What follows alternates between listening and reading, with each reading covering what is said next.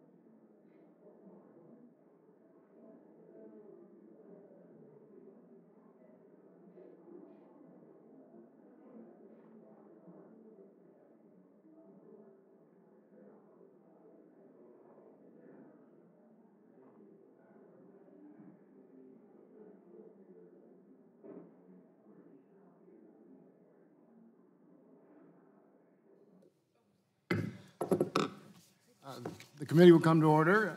Welcome to everyone here. Our hearing today is a review of the President's 2020 budget request for the Department of Defense.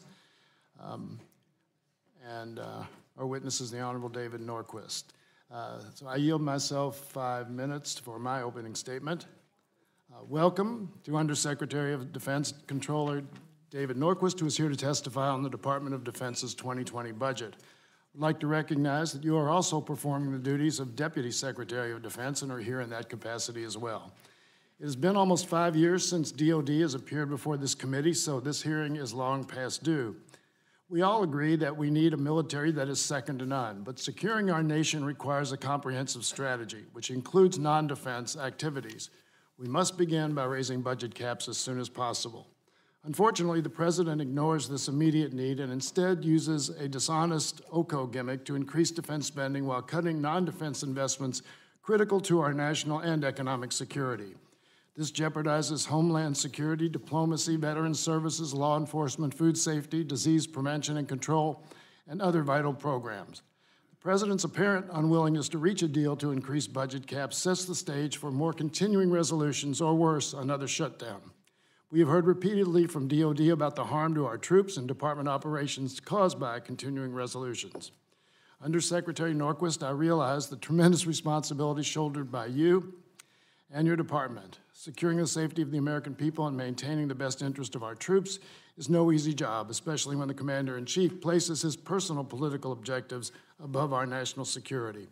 I look forward to your testimony, and I yield the remainder of my time to the gentlelady from California, Ms. Lee, for brief remarks. Thank you very much, Mr. Chairman. Thank you for yielding, and good morning and welcome. First of all, thank you for being here.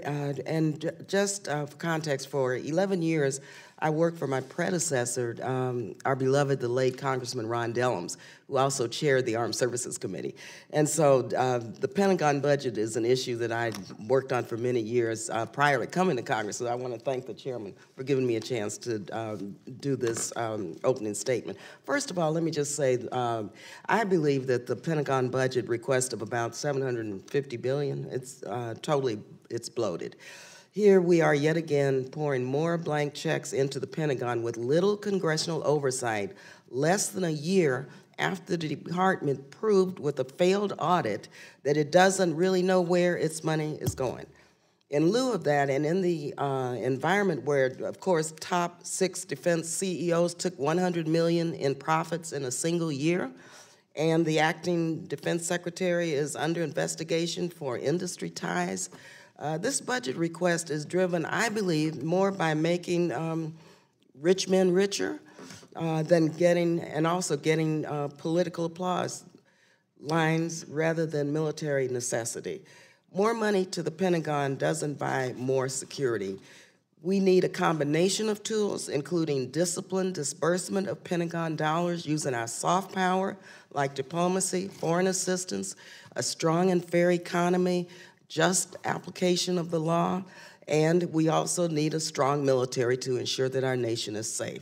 Moreover, this stepped-up trend of Pentagon increases defies public opinion, which does not favor Pentagon increases, preferring money to go to other priorities. There's only been 1 year, and that was in 1980, where the majority of Americans said that we spend too little on the military. Nowadays, poll after poll, a majority of Americans, this includes Republicans and Democrats, indicate they do not want Pentagon increases.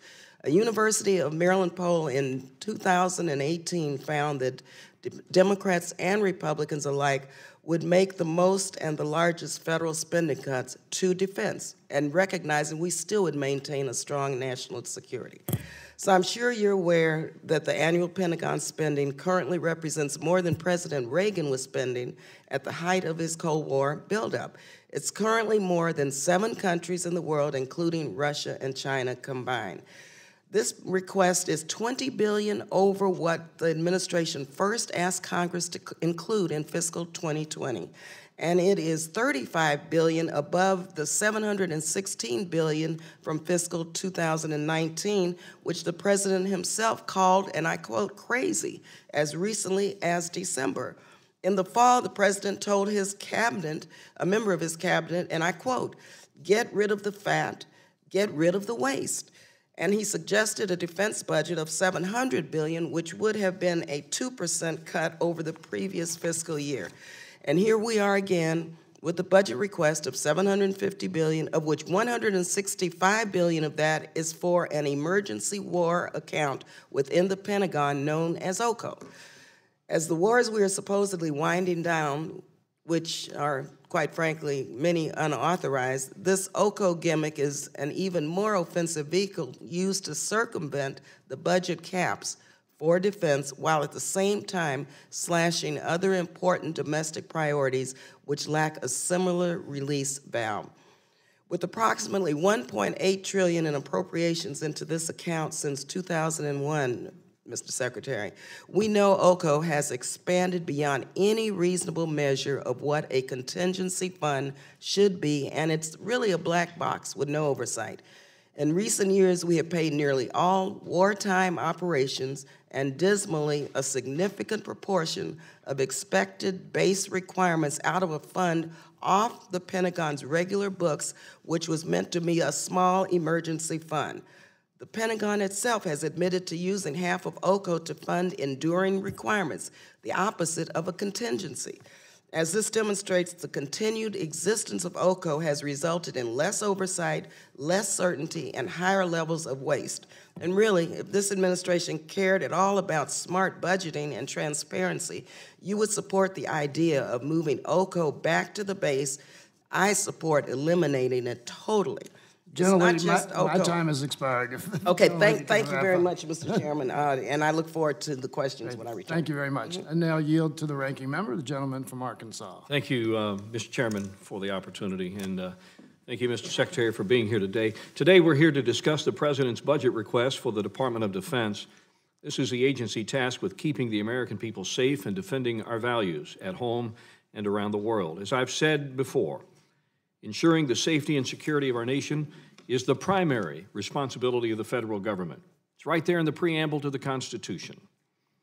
And it's a responsibility we cannot afford to take lightly, especially at a time when our country faces a historically complex range of threats to national security.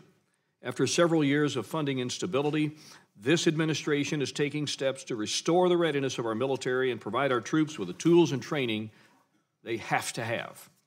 With President Trump's support, Congress passed legislation providing $700 billion for DOD in fiscal 18, that's $716 billion in fiscal 19. As a result of these increases, the Department of Defense has been able to rebuild key areas that were neglected under the previous administration, such as procuring new equipment and ensuring military readiness, both critical components of a strong defense against some of our biggest adversaries. The President continues that trend by requesting $750 billion for the national defense budget, about a 5% increase from the 2019 enacted. According to the National Defense Strategy Commission, this top-line funding level is critical to maintaining the strength of our all-volunteer force and executing the necessary military strategy to keep our country safe. Conversely, my friends on the other side of the aisle continue to question these investments, expressing concern that there's too much money being directed toward the Department of Defense. If that's the case, what number would you recommend? Would you recommend freezing spending or cutting spending? And if so, by how much? Where's your plan? Let me be clear. The consequences of failing to fully fund our national defense going forward are deadly serious and far-reaching. A decrease to the national defense budget could lead to fewer investments in new ships, aircrafts, and weapons that ensure our military can safely and effectively implement our national defense strategy. It could also lead to a reduction in training opportunities and lower retention rates. When these resources are reduced, we are essentially ceding ground to our strategic competitors, allowing countries like China or Russia to gain more access and control throughout the international community. Fact of the matter is, we have a constitutional responsibility to ensure the safety and security of the American people. To fulfill our duty, we must provide our brave men and women in uniform with the support and resources they need to succeed. Today, or toward that end, I also believe it's important to ensure taxpayer dollars are well spent. I commend this administration for completing the first full-scope, department-wide financial statement audit of the Department of Defense. Past administrations have made commitments to conduct this type of audit, But the Trump administration is the first administration to fulfill that promise. This is an important step as we look to improve the efficiencies and effectiveness of this agency, and we look forward to future audits. I look forward to hearing more from you, Mr. Secretary, about how Congress can support these efforts. And with that, Mr. Chairman, I thank you again for the opportunity, and I yield back my time. Thank you. And in the interest of time, if any other members have opening statements, you may submit those statements in writing for the record. Undersecretary Norquist, the committee has received your written statement, and it will be made part of the formal hearing record. You will now have 5 minutes to deliver your oral remarks. You may begin when you're ready. Thank you, Chairman Yarmouth, Ranking Member Womack, distinguished members of the committee. I appreciate the opportunity to testify in support of the President's fiscal year 2020 budget request for the Department of Defense. I would like to start by thanking the members of this committee for your support for the Department of Defense. I look forward to working with you to ensure the men and women of the armed forces have the resources they need to execute the mission. The fiscal year 2020 defense budget is a strategy-driven budget. As described by the National Defense Strategy, the erosion of our competitive edge against China and Russia continues to be DoD's central problem, and to preserve peace, we must be prepared for the high-end fight against near-peer competitors. While counterterrorism will continue as a core challenge, in the future, conventional conflicts with other nations will likely be radically different from the short conventional wars we fought since the collapse of the Soviet Union. The world has changed dramatically since then. After the first Gulf War, the United States reduced defense investments and restructured its military to fight violent extremist organizations, while China and Russia studied the capabilities that gave the United States overmatch in Desert Storm and built militaries to counter them, dramatically reducing our advantage. In recent years, China has fielded its first aircraft carrier, demonstrated the ability to shoot down satellites, continued to field short, medium, and long-range missiles, successfully tested hypersonic glide vehicles, and modernized and expanded its nuclear capabilities. As these developments indicate, wars of the future will be waged not just in the air, on land, and at sea, but also in space and cyberspace. For example, we must anticipate multidimensional attacks not just against our military forces, but on critical infrastructure at home. In order to deter these future conflicts, we need a military capable of winning them. The National Defense Strategy is our roadmap to get there. At the beginning of 2017, the Department had suffered from unstable budgets and devastating sequestration cuts that had eroded readiness and exacerbated our challenges. Over the past 2 years, this administration, with Congress's support, has made investments to undo the damage, and we are already seeing significant benefits to readiness across military services. As we move forward, we must work together to protect these gains while building a military to meet the challenges of the future. The President's 2020 budget request, $750 billion for national security, with $718 billion of that for the Department of Defense, executes the National Defense Strategy by increasing our investment in 4 areas. First, sustaining our forces and building on our readiness gains. Second, modernizing our capabilities in the air, maritime, and land domain, including $14 billion to modernize and recapitalize all 3 legs of our nuclear capability, and $13.6 billion for missile defense modernization. Third, we're developing our emerging space and cyber warfighting domains to include increasing our investments in space by 15% and in cyber by 10%. And fourth, accelerating innovation in technology such as artificial intelligence, hypersonics, autonomy, and directed energy. It is the largest RDT&E request in 70 years, the largest shipbuilding request in 20 years. It includes a 3.1% military pay raise, the largest in a decade, and it increases our total end strength by roughly 7,700 service members. All this with defense spending remaining near a record low as a percent of GDP, 3.1%, down from 4.5% in 2010, and at 15% of the federal budget, down from 21% in 2007. The stakes are clear. If we want peace, our adversaries need to know there's no path to victory through fighting us. Military superiority is not a birthright. Each generation must actively sustain it. I appreciate your support and I look forward to answering your questions. Thank you. I thank you for the opening statement. We now will begin the question and answer session of the hearing. And the ranking member and I will defer our questions till last. I now recognize the gentleman from Texas, Mr. Doggett, for 5 minutes. Thank you, Mr. Chairman, and thank you so much for your testimony and your service. I represent San Antonio, which is well known as Military City, USA. Among the many institutions in San Antonio that are important to our security and to the community is Brooke Army Medical Center, along with Wilford Hall. But Brooke Army being the place where we have the largest Army Air Force medical center in the country and the source of training for personnel throughout the military.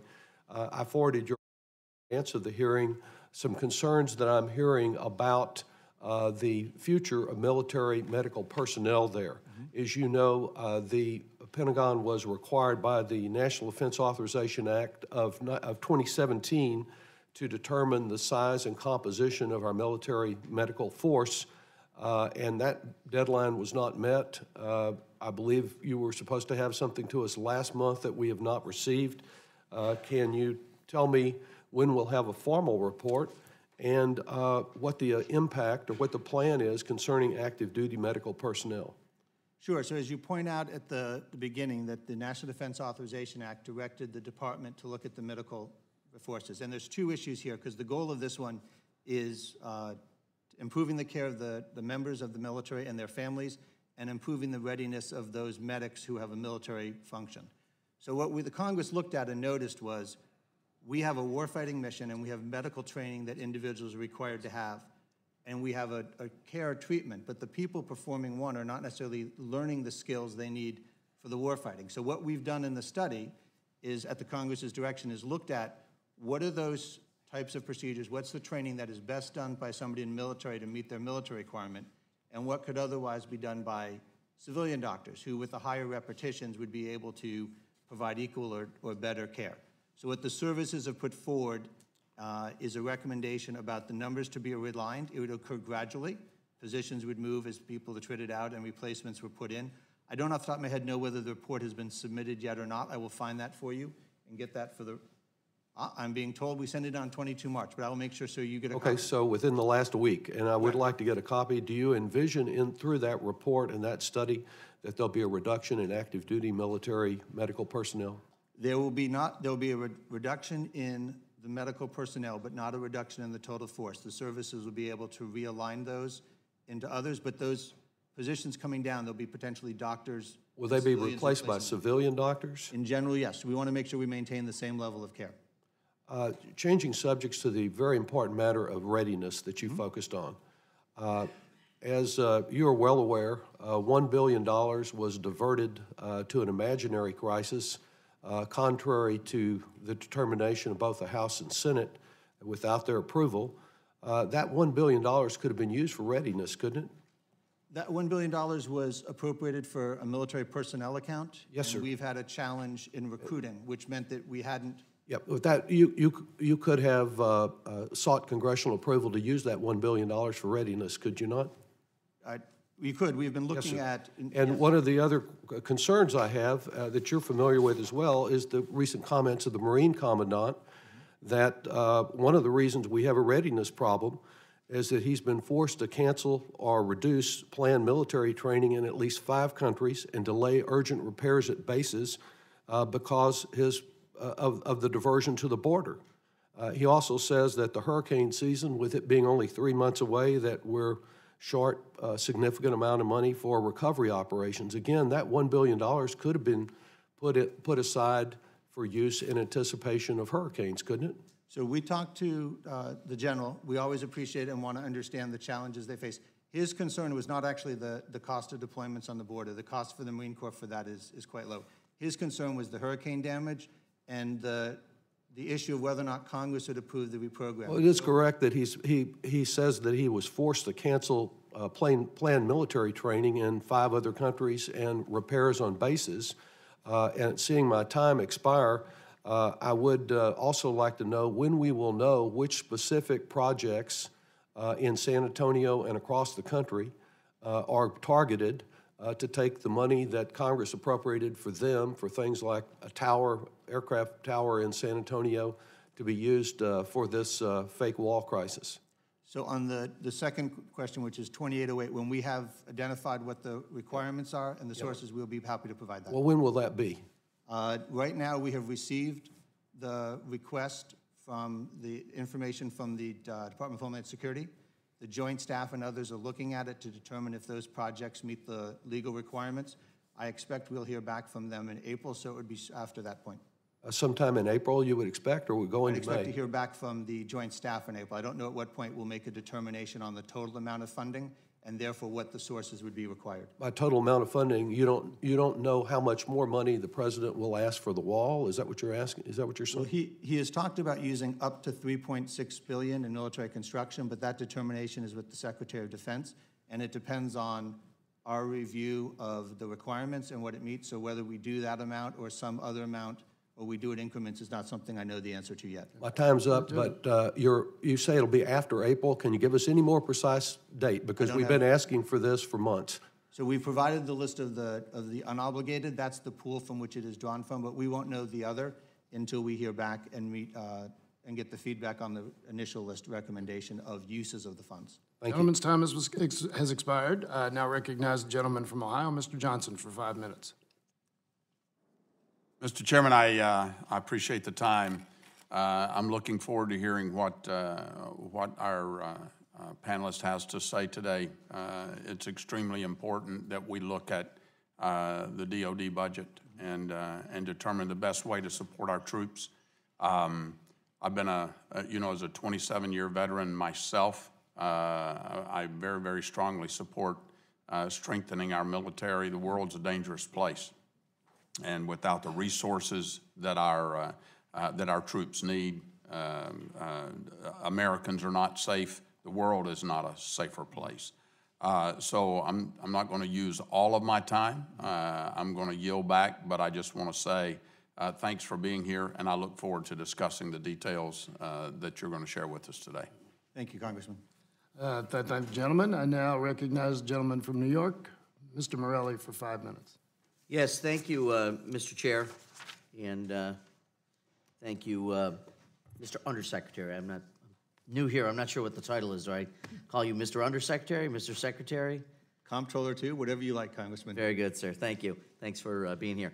I wanted to talk about a couple things. First, related to recruitment, readiness, and workforce development. I understand that nearly 350 retired admirals and generals recently submitted a letter to Congress expressing their concern over deep cuts to non-defense discretionary programs, and they note that the armed services are facing a recruitment crisis, as they described it. According to the letter from Mission Readiness, several branches missed their recruiting goals last year, 2018, by 31,000 potential soldiers, and these national security experts volunteering their time are gravely concerned about the erosion of our military strength due to a shortage of qualified young people, noting that 71% of young Americans cannot qualify for military service because they are too poorly educated, medically or physically unfit, or have a disqualifying record of crime or drug abuse. Do you disagree with the assessment of these retired admirals and generals who argue that cuts to NDD programs, including child care and development block grants, Head Start, which I note the president decreased in his budget from 891,000 to 871,000 slots, and early Head Start undermine our national security with regard to the development of future recruits?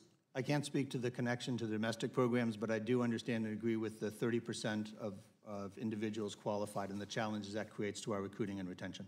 Well, and I would just make the argument that continued investment in these programs, Head Start, early child development programs, do actually help us as it relates to making certain that our future workforce and future warfighters are well trained and that we can do recruitment.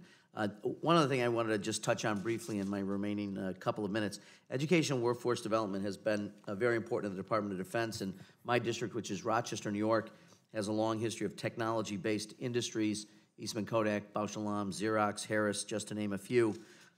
Because of our history with these companies, our region is today a hub of technological advancement in optics, imaging, photonics. These high-tech areas are educating and developing a workforce including technicians, baccalaureate, masters, PhD engineers, and scientists, which are, in my view, vitally important to continued U.S. leadership in high-tech areas and defense, which relies more and more on technology. As you work to develop emerging technologies to the benefit of our war fighters, development of new educational curriculum, and efforts aimed at attraction of students to these fields, in my view, will be necessary. And from my conversations with researchers, I'm persuaded that you cannot just take engineers or physicists and quickly transform them into quantum experts and those experts in an emerging and new field, which is going to be critical to DoD investments in the future.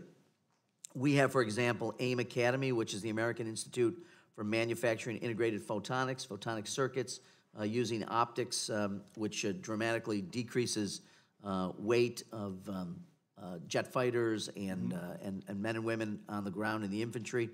And I just wonder whether or not you intend to continue to fund education workforce development initiatives such as that exists in the DoD, sponsored by like AIM Photonics and other initiatives. And if you could just address that in the last minute or so. Sure. Across the Department of Defense, we recognize the importance of the skill set with the new challenges we face, particularly the STEM type of technology, cyber and others, and we will continue to invest in ensuring our military and our workforce has that, and that we're able to draw those types of individuals into service. And I do note that some of those countries which would be our adversaries are investing dramatically in artificial intelligence, machine learning, imaging, optics, photonics, and I would just encourage you to continue to the greatest extent possible. Keep that in mind. The emerging field of quantum engineering, quantum particles, quantum physics, quantum computing is going to be critical to our success in defending the United States and our allies. I agree. Thank you, sir. Gentleman's time has expired, and now recognize the gentleman from Texas, Mr. Flores. Thank you, Mr. Chairman. Mr. Secretary, thank you for joining us today. I'd like to drill into the allocation of the budget real quickly, if we could. I'm looking at the 2020 laydown of the budget, and I was wanting to compare it to FY19 if we could. So for military personnel, let's start with that. You have $150.7 billion for FY20. What was it for FY19? 150.7 is the 19 number, Congressman. 155.8 is the 20 request. Okay. Increase of about 3.3%, which is adding 7,700 and adding the military pay raise. Okay, and then for O&M, what increase do you show there? Sure, O&M goes from 278.8 billion to 292.7, an increase of about 5%. Okay, procurement? Procurement goes from 147.3 down to 143.1, so that drops about 2.8%. Okay, and then the one I'm really passionate about, R&D. So this is the main area of emphasis, given the types of challenges. So that goes from 95.3 billion in 19 to 104.3 billion, an increase of 9 billion or 9.4%. That's an area of particular emphasis for the department in this budget, given the range of challenges that we face in the future. Okay, great. You talked about recruiting. We know that in certain key areas like pilots, we have shortages. And as a pilot myself, I understand the long lead times to develop the personnel to be fully functioning in that area. What are the other critical recruiting shortages that we have today that have long lead times? Sure. So the first one you have is maintainers. Okay. And while originally we had, I think the Air Force had a gap of 4,000 maintainers, they've now been able to hire to fill that, but there's a significant difference in the skill set of a first-year maintainer to somebody who's been working those engines and those parts for 5 or 6 years. So while we've addressed the numbers, the growth of the skill as those individuals get more experience. That's one. Another area you're looking at is cyber and cybersecurity. Okay. That's a challenging environment with a very competitive marketplace. So I think those are two that I would highlight. You bring up pilots as well, that's another. Okay, great. And then one of the areas you talked about in your testimony was $14 billion for the nuclear triad.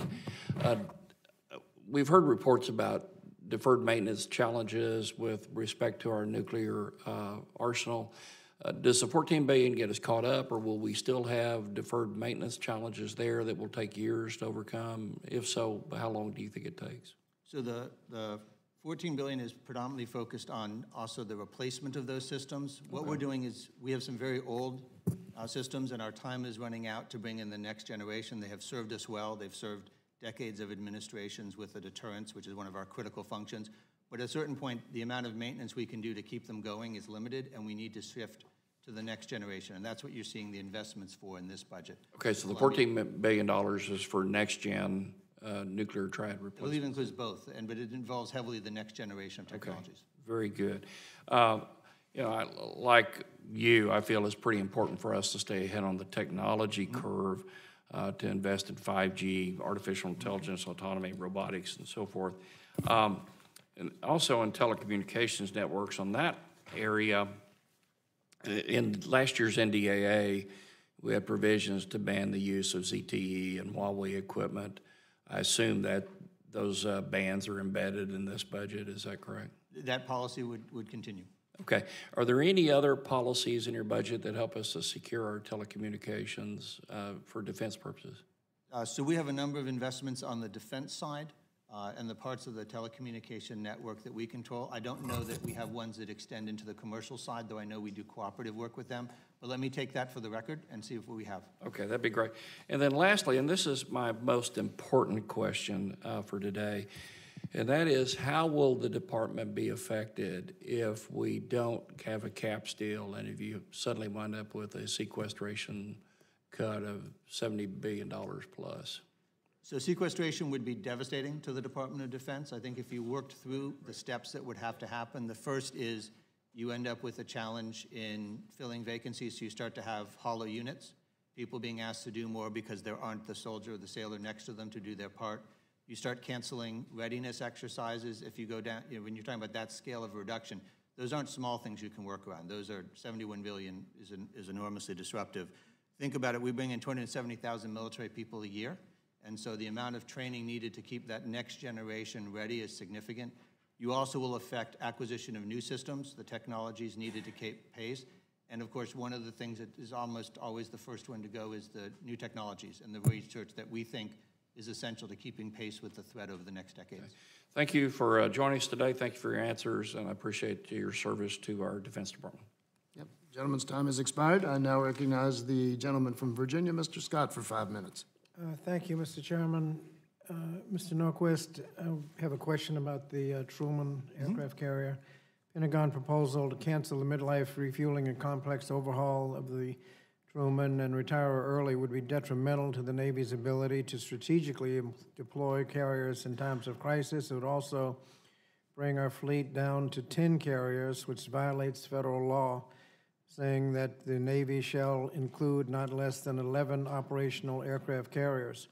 Numerous reports from defense industry leaders and members of both sides of the aisle vehemently disagree with this proposal. If the Truman were to be retired early, it would have served less than about half of its full operational life, and that would be detrimental and have a detrimental impact on the shipyard and the shipbuilding industrial base.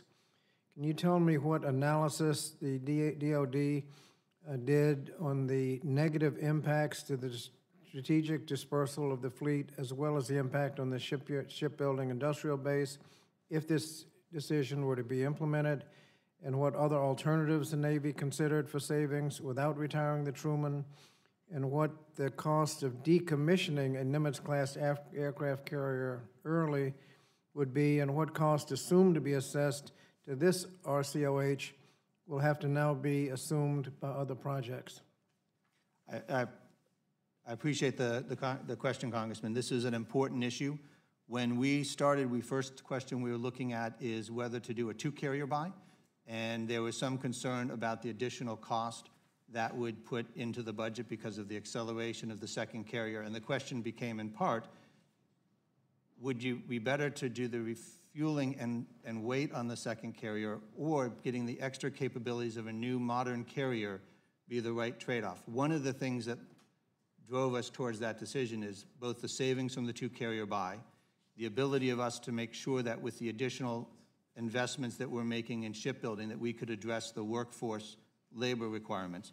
The other part is that as we go through the next few years, there's only, I think, $17 million in this budget that's actually related to the refueling. So that is a decision that we're bringing to Congress now that doesn't take immediate effect, and that allows us to, and I would encourage to have a discussion between our folks who do this analysis with you at a slightly more classified. You recognize that the cost of the decommissioning early and the transfer of cost from this project to other projects would pretty well diminish any savings that you could have achieved. We estimate that's about $3.4 billion for the decommissioning and savings and $1 billion a year thereafter because of the full operating cost. And there's a trade-off in the other capabilities that you can buy for that. That's part of what the analysis looked at. Let me ask two questions in the time I have remaining. Holding Milcon projects hostage for the wall, we have a project that was awarded in fiscal year 18 at Joint Base Langley, an aviation training facility. I think Mr. Doggett asked about this. There are a lot of projects that are being held up on reprogramming, and is it my understanding that the previous process was that reprogramming requests would be submitted to Senate and House Armed Services Committee for approval, and these reprogramming requests are just going to be done without approval. Is that right? Okay, so there are two subjects. Let me split them out. The military... well, let me ask another question because my time is going to run out, so we can get them all in. 2017 GAO study reported, and I quote, GAO's analysis of Navy shipyard facilities data found that their overall physical condition remains poor. Navy data show that the cost of the backlogged restoration and maintenance projects at shipyards has grown by 41% over 5 years to a Navy estimated $4.86 billion. It'll take 19 years to clear. Similarly, a Navy analysis shows that the average age of shipyard capital equipment now exceeds the expected useful life. Partly as a result of these poor conditions, shipyards have not been able to meet our Navy's operational needs. As we're moving towards a 355 Navy fleet to ensure the safety and security of our American people and their sailors, what in the budget would allow, the question is, what would allow the Navy to sufficiently address this backlog in restoration and maintenance at our public shipyards? Okay, so let me walk through the three questions that you asked. I'll start with the last one to make sure I don't miss it. Go back to first. In the budget, we have an increase in what's called FSRM, facility sustainment, repair, and maintenance. Those are the types of funds that we would use to protect the workyard and the shipyards and keep them up to date. Those are the funds that we have been increasing each year, particularly this year, across the board because we share those concerns. With regard to border construction, there's two authorities that are being considered for that. One is 284, that's the reprogramming you mentioned, where the answer is that's the money going from the unused MilPERS account, and that's the reprogramming that went up earlier this week. You are correct. Normally those have traditionally been prior approvals where the committees would send us letters. The law requires only a notification, so that went up as a notification. That doesn't affect military construction. The Military Construction Authority is called 2808, and that's one where what the department has done is identified the pool of projects that have not yet been awarded.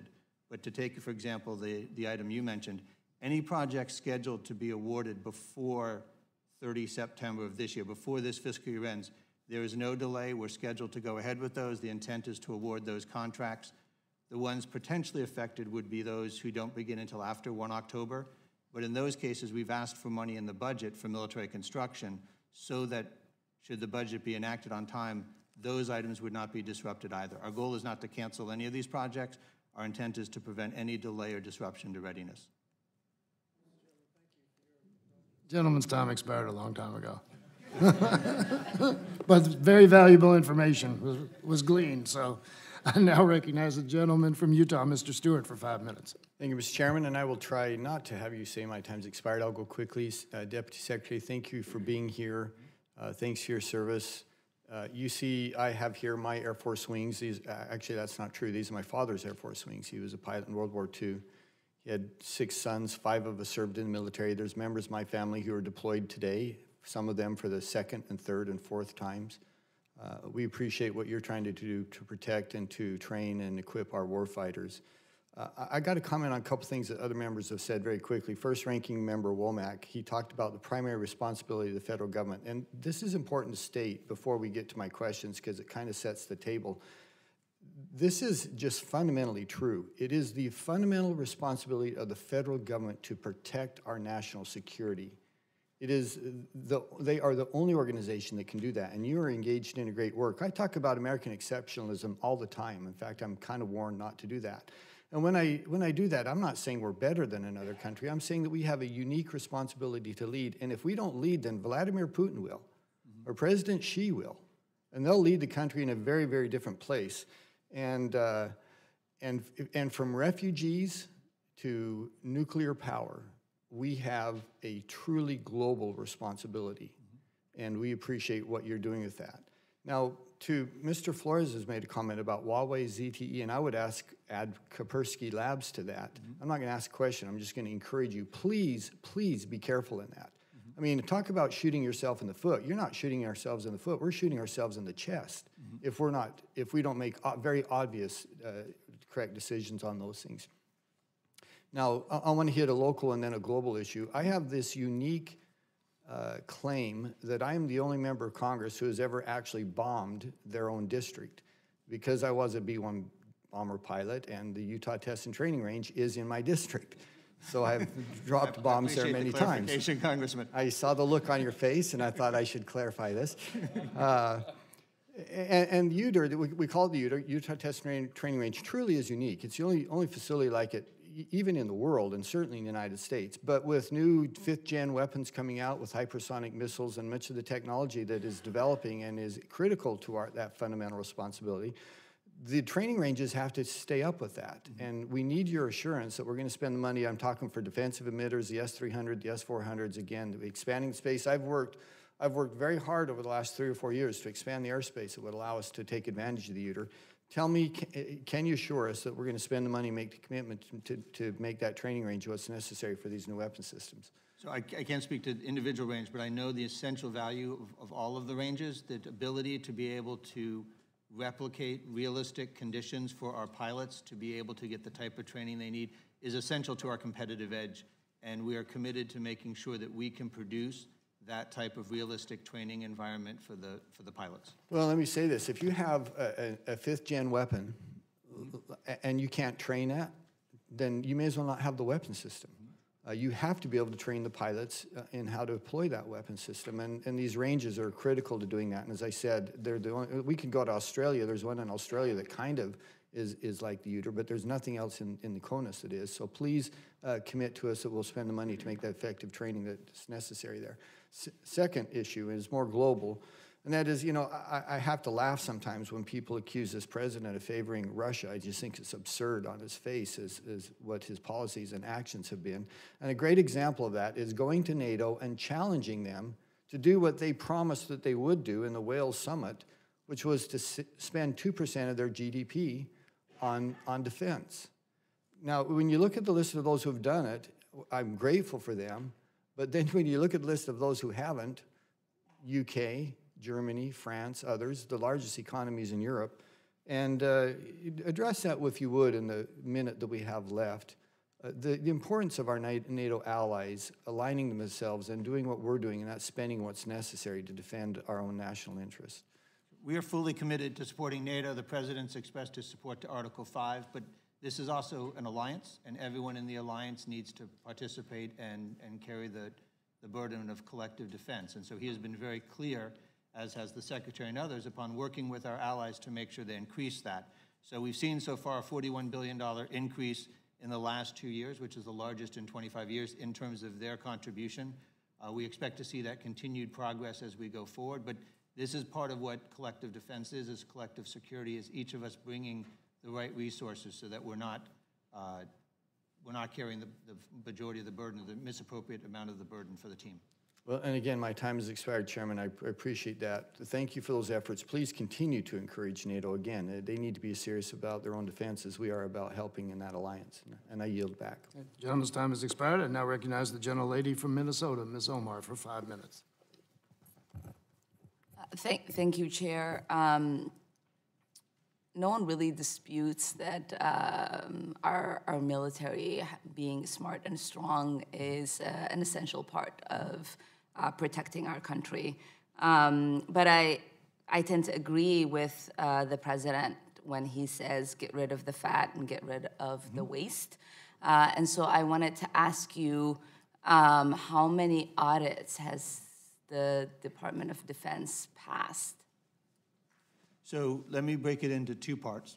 We have what we call performance audits that occur on a regular basis. Those look at individual programs. What I think you're referring to is the full-wide department financial statement audit.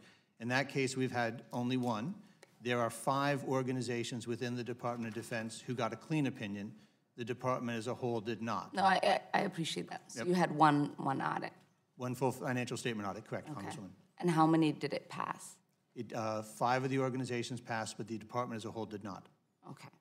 And the acting defense secretary, Shanahan, said that he expected for the department to fail. That is correct. Do you know why? Because when you do an audit for the first time, and let me just step back. So one of the challenges that I think this Congress and others were frustrated with is the department had previously taken the position to wait on starting the audit till it could fix things. I came from defense, but I spent some time at Homeland Security where I was their CFO, and they could not pass an audit.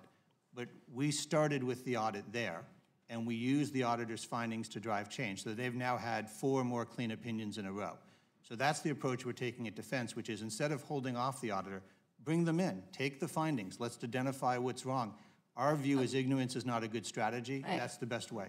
Okay, I appreciate that. So one audit and one failed audit. Right.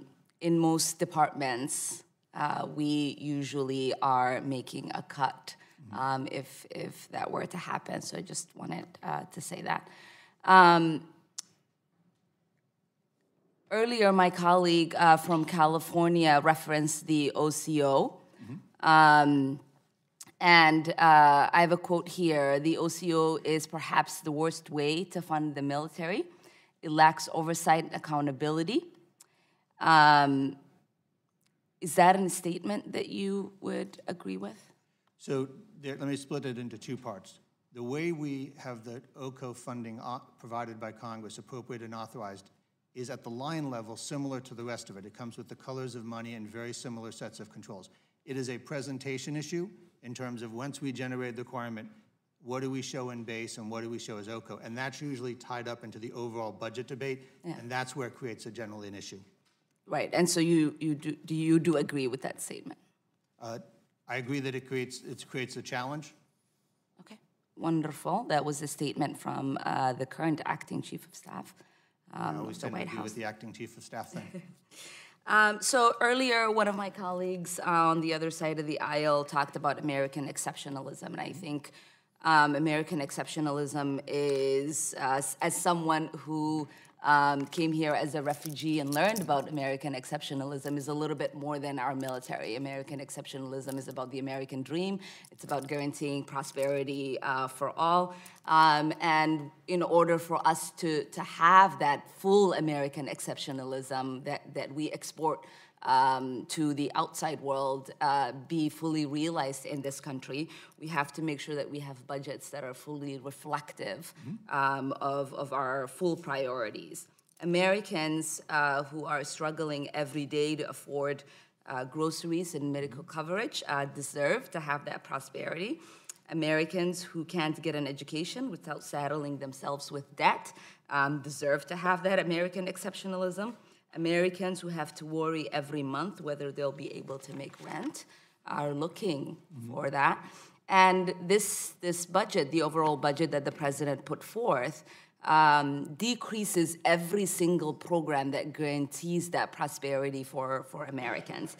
And that includes cuts to SNAP, which gives 23,000 of our military families the ability to feed their families. It's 41% of members of the military are carrying student debt, and so they're shackled with debt. And in recent years, 1/5 of households that are using the assistance to heat or cool their homes are military veterans. And so when we are talking about American exceptionalism, it isn't only to protect, but it's also to guarantee prosperity for everyone, especially those that are risking their lives and enlisting to make sure that we all sleep safe at night. Thank you so much, and I yield back. Thank you, Congresswoman.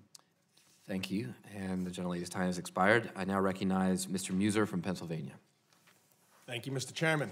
Thank you, Deputy Secretary Norquist, for being here with us this morning. I'd like to begin by thanking the President and the Defense Department for their budget proposal. I represent a district that includes Fort Indian Town Gap, which serves as the headquarters of the Pennsylvania National Guard and the training facility for the 28th Infantry Division. Our district and surrounding areas also include several top-notch DoD supply companies, such as Medico Industries, among them, as well as PRL Incorporated of Cornwall, Pennsylvania, which I visited and toured last week. Understandably, my constituency strongly supports the men and women who serve in uniform, so I am pleased to see a budget request that adequately supports our military. My questions start with, there are concerns about the issue of cybersecurity. What does your budget request include to strengthen the United States Cyber Command? And as a follow-up, how do we compare with other nations on this front? So I think, to start with, there is a 10% increase in our budget for cyber writ large. We put a lot of support in for Cyber Command. We've set up training areas. So one of the things you have to imagine is, for the infantry, you have a marksmanship range. But if you're trying to train people to do cyber, what's the type of training environment they need to be able to practice and develop their skills on both offense and defense? And so making sure we're protecting and supporting both of those assets. This is a critical area. I think you asked about where other countries are. In many of them, they see this as a way around a direct conflict, ways to be able to go fight in what they call the gray zone and engage in conflict with the U.S. short of a military shooting. But the destruction and the devastation that can be caused by cyber is quite real. So this is a very high priority for us. I am aware and understand, as a matter of fact, that the Defense Department suffered during the Obama administration, particularly in the area of cybersecurity, due to the lack of proper funding. Is this budget sufficient to guarantee that the U.S. military remains the most dominant on the planet?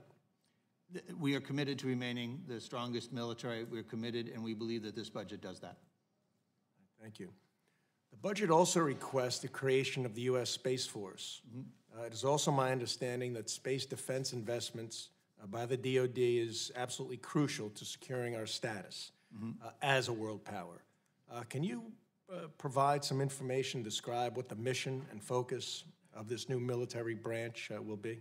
Sure. So if you think about when we first came out of World War II and you had the Army and the Navy and the question of standing up an Air Force, air had become a domain not just for reconnaissance, but for combat and directly affected operations on the ground. That's the case for space today. It has moved from being where there's occasional satellites and looking to being a potential warfighting demand. So the need to have a space comm who thinks of it in that terms, to have a space force that's focused on what is the training and doctrine we need to be able to operate in this domain, not as simply an adjunct to what we do on the ground, but as an essential part of our nation's security. And when you think about how much of our economy is dependent on space for its communications, its business, its banking, its activities, it's really not just the military function we're worried about, it's a total effect on the United States. So being able to expand and protect that and organizing around it so that we think about it and fight about it the correct way and defend it properly. Okay, do you believe that the funding in this budget will achieve the mission at hand? It does. It puts us on a path. Some of these, like cyber, there's a multi-year investment over our program, and that just reflects the fact that you can't do these things overnight, but I think it puts us on the right path to do exactly what you're discussing. All right, well, thank you. Mr. Chairman, I yield back my time. I thank the gentleman, and I'd like to recognize myself for 5 minutes as I'm next on the list. And I'd actually like to continue the same line of questioning that Mr. Muser has gone down. Mr. Norquist, I am a strong proponent of investing in next-generation defense capabilities, and so I'm very pleased to see the increases in this budget in things like cyber, artificial intelligence, or AI, hypersonics. But I just want to be clear about the numbers. The administration has proposed slashing the overall federal R&D budget for non-defense by $6.5 billion, with this explanation in the budget materials. Quote, while recognizing the continued importance of R&D spending to support innovation, fiscal prudence demands a more focused approach to the federal R&D budget in the context of America's multi-sector R&D enterprise. In return, the defense budget proposal only increases R&D investment from $55.8 to $59.5 billion.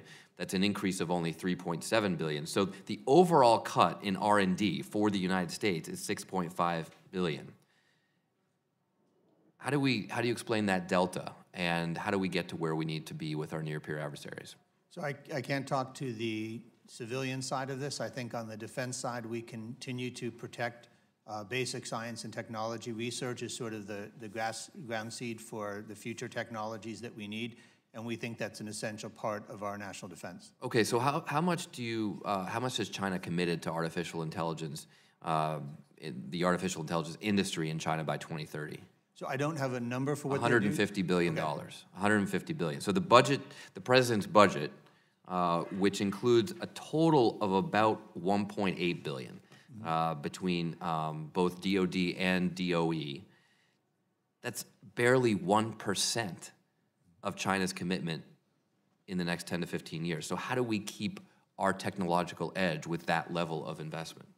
So I think the first of all is one of them is a one-year number, the other is 10 to 15, but what you're pointing out is the sheer size of the challenge we face and the capability and interest China has in artificial intelligence, not just from a warfighting, but from the way a nation designed like China does try to maintain internal control. And our concern over the development of artificial intelligence is on the war side, but their expanded use of it reflects a broader set of concerns.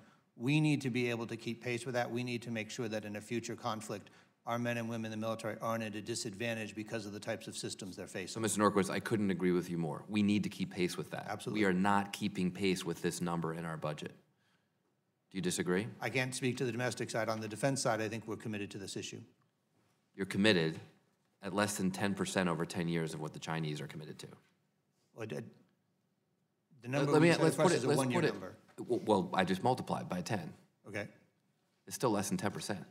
I'll have to see what we have in the others, but I understand the risk. I mean, that's just, that just does not seem competitive to me at all. So this is an area of importance to us. We're going to continue to invest in it. What you see in our current year is a mix of what, we have to be careful about how much money we put at something based on what it can deliver. Well, that, Mr. Norquist, I totally agree with. We have to be careful about putting putting money into things that can't deliver. So how much money is the President's DOD request for border wall construction? So the reprogram we sent up yesterday was for $1 billion. The President has talked about two numbers, $2.5 billion through the counter-drug program and up to $3.6 in 2808. Those are the two numbers he used. So if you take $3.6 billion for 2020 border wall construction, $3.6 billion to pay back 2019 emergency funding, and then $5 billion that he's requested under Department of Homeland Security, that's $12.2 billion for border wall construction in 2020. Now, the President's budget also requests $9.6 billion for cyber capabilities. Mm-hmm. Okay, so I agree with you that the most significant national security threat to our country comes from our near-peer adversaries, Russia and China. How many times have Russia and China launched cyber attacks on the United States in the last year? I couldn't do that. In the last 24 hours? I couldn't do that in classified. A lot. Okay. A lot. How many times does the DOD expect Russia or China to attack us through the southern border? I don't think the concern on the southern border is Russia and China. I agree with you. Okay. So our greatest national security adversaries are literally attacking us every single day through the internet. And we are spending 25% more money on a 5th century defense technology for our southern border than we are on 21st century cyber defenses for the entire country. That, to me, is not meeting our national security demands. So, thank you, Mr. Norquist. And I now yield to Mr. Timmons of South Carolina. Oh, I'm sorry. Mr. Hearn from Oklahoma. Thank you, Mr. Chairman. Okay. Appreciate it. Thank Great you. to be here. Deputy Secretary Norquist, thank you for being here today and for your dedication to fiscal accountability. within your department. As a taxpayer and as a person who believes that our country's greatest threat is our looming debt and deficits, I genuinely appreciate the Pentagon's first ever audit and the department's commitment to continual audit. Before we get started, I'd like to follow up on or continue the thought that Mr. Stewart had from Utah regarding the NATO expense. How much did we spend in FY18 above our 2% commitment to fund NATO? So as percent of GDP, the Department of Defense is 3.1%. So 1.1% above 2. Okay, and since 2014's codification of the 2% commitment, do you know what that total amount might be? Just to give for the record, how much we've spent above? I could get that for you for the record. Because it's a lot more than the $2 billion we're talking about or the $12 billion we're talking about. It's in the hundreds of billions of dollars that we've spent in the commitment to NATO and to security around the world. As a follow-up to the chairman's request, while we don't expect Russia and China to attack us from the southern border, they're not our only security threats from around the world. Correct. There are other people internally. We have seen those. We've seen 9/11, so those were not Russia or China as well. Just put that for the record as well. Regarding the findings of the audit, are there laws in the book that make effective management harder than it needs to be? So one of the challenges, and I don't want to use the word harder than it needs to be, it makes it harder than in the private sector, is we have to do accounting two ways. We have to do proprietary accounting, which is the way the commercial sector does it, but we also have to do budgetary accounting, which accounts for the power of the purse. The challenge that creates is we have to modify every accounting system that we purchase in order to manage money both the way that we do for the Congress as well as the way that the private sector would. So that creates some challenge. Does the budget and the appropriations process create problems in and of itself? The instability in the budget process creates problems throughout the Department of Defense. The CR process is devastating for commitments to contractors and being able to plan, correct? It is, and it builds a delay into everything we do because people get so used to it, they start moving their contracts into the spring. And so you had planned to start an acquisition, you'd started to plan on research in a new area, and by default, you've already slowed yourself up by 6 months. And one would argue that that costs more money than necessary. It does. Would greater flexibility in the Appropriation Act, for example, let managers at DOD get better returns for taxpayers? It would, and I think one of the things is being able to allow people to shift money to the highest priority or to stop programs when they don't think they're paying off, and we always try and encourage that, and the rules that help that make it easier. Before DOD was audited, some argued that we couldn't afford to spend the money to conduct the audit, which I find interesting. Could you give us an overview of the audit process, what we've learned, how much it's expected to save compared to how it is cost? In other words, an ROI on this process. Sure. So to start with, any number that ends in $1 billion is a lot, but the department's audit is 1/6 of 1% of its budget. And so when you think about the size of the organization and the desire to have confidence and the insights that you get from that, particularly as we look at modern data analytics where the ability to use that information to change and drive behavior. So just to give you a couple of examples of the improvements that we have found from implementing the audit is there are places where we've done inventory, and in some of them, like you go to Osana Kadena Air Base, 14,000 munitions, $2.2 billion, no exceptions. You go to other places and what you find is they weren't as diligent, and there were spare parts or equipment that are necessary for our military that weren't being recorded in the inventory system. So the Air Force the Navy has moved about $80 million worth of parts that it discovered as it was going through the audit process into the proper inventory process to be available to keep the planes and the ships and other things going. Those types of savings, that type of discipline is essential to trying to bring the best practices to the Department of Defense. And so while I don't think the audit will generate ordinaries of magnitude larger, I think the discipline it brings will at least pay for itself, as well as provide better oversight and information for the Congress and better decision-making data for the leadership. And wouldn't you agree also that that's a responsibility that every organization that takes taxpayer money should be looked at? I mean, there have been questions about, from many generations of lawmakers, that the Pentagon is too big to audit, it's too complex to audit, but as an organization that takes taxpayer money, it needs to be audited. Everything people have said about how complex and large and hard to audit the Pentagon is true. It is hard. It's enormously complex. We've got all sorts of systems. But my view is that's not the reason not to audit. That's the reason to audit. That's the reason to push that type of discipline into the system, because that's where you can get the efficiencies. You can start to identify some of these challenges. So I embrace it. I think it's the right way. I'm glad this administration took on this challenge instead of punting it down the road again. But as you point out, absolutely, if you're going to take taxpayers' money, you have a responsibility to subject yourself to an audit and to act on those findings. What results are you anticipating? Sorry, the gentleman's time is expired. Sorry, thank you. I yield back. Thank you, Mr. Hearn. And I now recognize Mr. Peters from California. Thank you, Mr. Chairman, and thank you, Mr. Norquist, for being here. Since being elected to Congress and on my time in the Armed Services Committee, I voted for budgets that aim to fix the readiness problem within the DoD. For instance, at MCAS Miramar in my district, Marines were having to cannibalize aircraft in order to try to get their flying requirements completed. Thankfully, we've made strides to address readiness shortfalls. But deploying active duty personnel to the southern border for extended periods of time keeps them away from regular training and other activities. And we just learned that the Commandant of the Marine Corps had a comment about this. He called it an unacceptable risk to Marine Corps combat readiness and solvency. That's how the Commandant of the Marine Corps, General Neller, referred to the deployment of U.S. Marines along the southern border just next to my district in San Diego. Do you agree or disagree with General Neller's characterization, or is he wrong? So the press coverage of what he said was wrong. We've talked to the general to make sure we fully understood it. The Marines, his concern was not the deployment of troops to the border.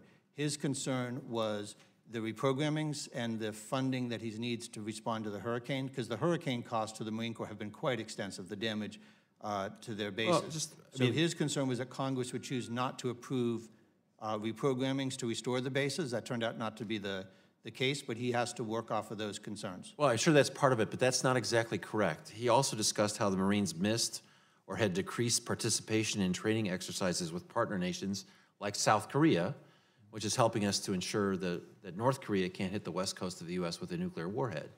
So is his assessment of missing out on international exercises correct? I mean, he mentioned that specifically. He mentions that as what he would have to do if he didn't get relief on the cost of the hurricane damage. And so we sent up a reprogramming for $600 million, $400 for the Marine Corps, in order to allow him. And his concern was, if I don't get that reprogramming, so what he asked the Secretary to do is to make sure when he met with the committees, he emphasized the importance of getting that reprogramming. The Secretary did. The Armed Services Committee yesterday, I think the day before, approved that reprogramming. So he'll be able to get that $400 million. But we share his concern. Hurricane damage is a significant issue for both the Marine Corps and the Air Force, and we'll continue to work with them to cover those costs. And I share his concern about not being able to defend ourselves against North Korea, which is a true enemy. Absolutely. As opposed to Mexico, which also did not have anything to do with 9/11, for instance, which was mentioned before. The President's budget cuts the State Department and other international assistance programs by 23%. It makes these cuts despite public pleas from dozens and dozens of former retired generals and admirals to fully fund the State Department. The President's former Secretary of Defense once put it even more starkly by saying that if the State Department is cut, then, quote, I need to buy more ammunition. Is the Department concerned that the President's large cuts to the State Department budget and proposed disengagement from countries looking for help to achieve economic stability and democratic governance in the face of destabilizing influences will increase the need for military intervention and spending in future years? So we work very closely with the State Department. They're an essential part of our mission and what we do with the country. I'll leave it to the Secretary of State to explain what their 2020 budget looks like and any risks that are drawn from that or any strengths that come from it. Well, I would just say it's fairly obvious to me that investment in diplomacy is very cost-effective in terms of defense, as well as trade. I mean, I've been personally disappointed at the President's withdrawal from leadership in trade through trade agreements like the Trans-Pacific Partnership. But the State Department is also where we get the big bang for our buck in keeping the peace and make sure that we're not having to buy bullets, as the Secretary of Defense himself said. So I appreciate the concern about readiness. I am concerned about wasting money by deploying Marines along the southern border where there's no threat, and the disinvestment in the State Department, which is a cost-effective investment in our national security. And I'll yield back. Thank the gentleman, and now yield 5 minutes to Mr. Roy from Texas. Thank you.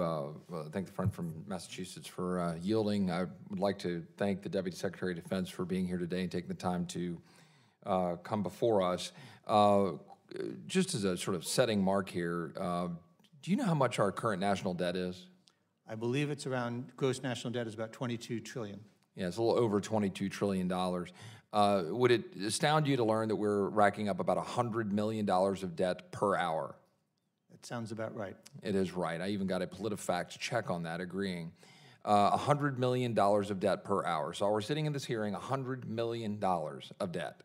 Have you heard anything today in this budget committee discussion that would suggest to you any solution to reducing the debt coming from anybody in this room, in this committee? I'll let the members speak for themselves, Congressman. Okay, well, I'll speak and say I have heard no such thing. What I have heard is a cry for more money from the magic money trees, that the American people are tired of hearing Washington pretend exist.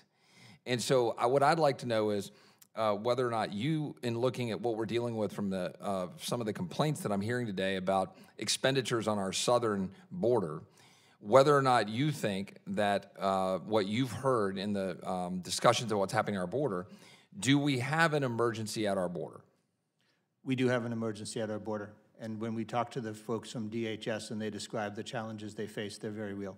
And are the threats that we have at our border, do they need to be the same as the threats that come from other parts of the world, whether it be China or Russia or the Middle East? The threats at our southern border might be different, correct? We respond to a range of threats, everything from hurricanes striking areas and doing relief operations to supporting DHS when they give us a request for assistance. And if the Department of Homeland Security had the funding necessary to provide what's necessary at the border, DOD might engage with DHS differently? Correct.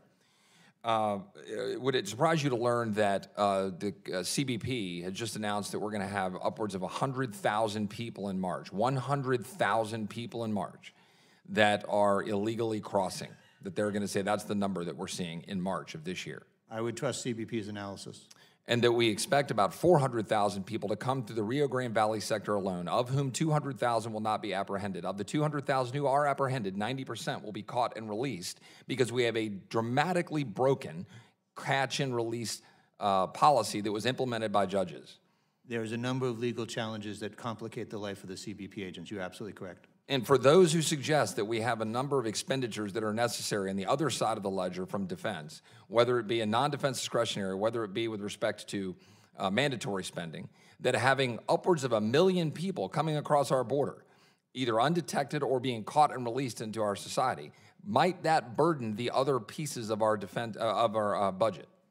I believe that's what the some of the concerns the president had. A quick question on defense spending, because I've only got 2 minutes left. You've got a significant background on the audit procedures and a pretty good amount of oversight in that area. So $750 billion is a lot of money. So here's a question that I think is important. How much money do you believe is wasted every year by the Department of Defense due to a variety of factors, including rules from Congress in particular, overall federal regulations, environmental regulation, hiring quotas, specialization requirements, contracting requirements aside from sheer competition, other variables not essential to our national security, in terms of creating a military whose sole purpose or primary purpose is to kill people and destroy things in defense of the United States and our national security? All of these layers that have been put on the Department of Defense by Congress, including, for example, medical research into not essential to the warfighter, sociology research and social experimentation. We're going to have a discussion tomorrow about transgender transitions. Is this the kind of stuff that adds layers of burdens to the Department of Defense? And if these things didn't exist, how much money might the Department of Defense be able to save so that they could kill people and blow up things when necessary? So I couldn't put a dollar value on it, but there's a number of layers of complexity that gets put on our processes, on our hiring, on our contracting, that complicate and slow up the process and create additional costs.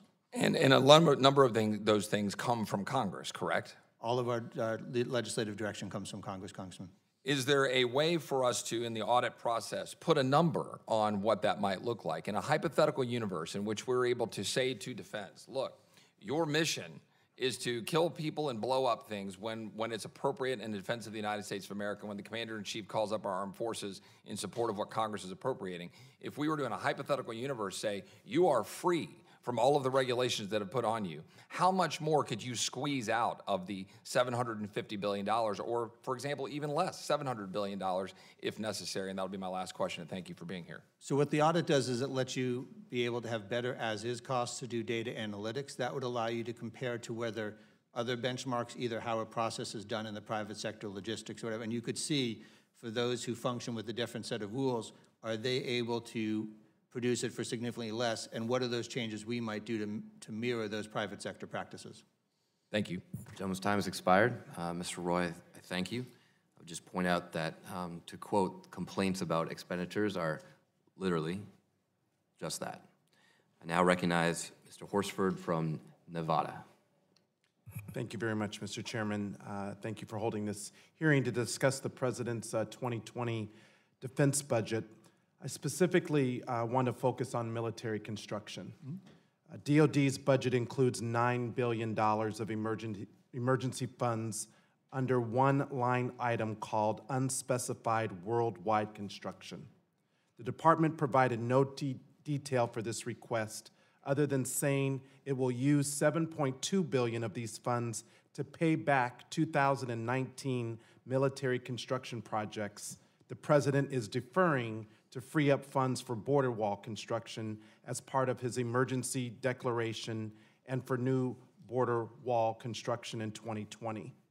The President's proposal threatens to cut federal funding from previously approved projects for active duty military efforts throughout the country and in my district. Creech Air Force Base in our district is at risk of losing $59 million. Nellis Air Force Base is at risk of losing $5.9 million. And the National Guard Readiness Center in North Las Vegas is at risk of losing $32 million. DoD released a list of military construction projects that could potentially be deferred for Trump's border wall. When the acting OMB director came before this committee just a few weeks ago, he could not answer this simple question, so I will ask you.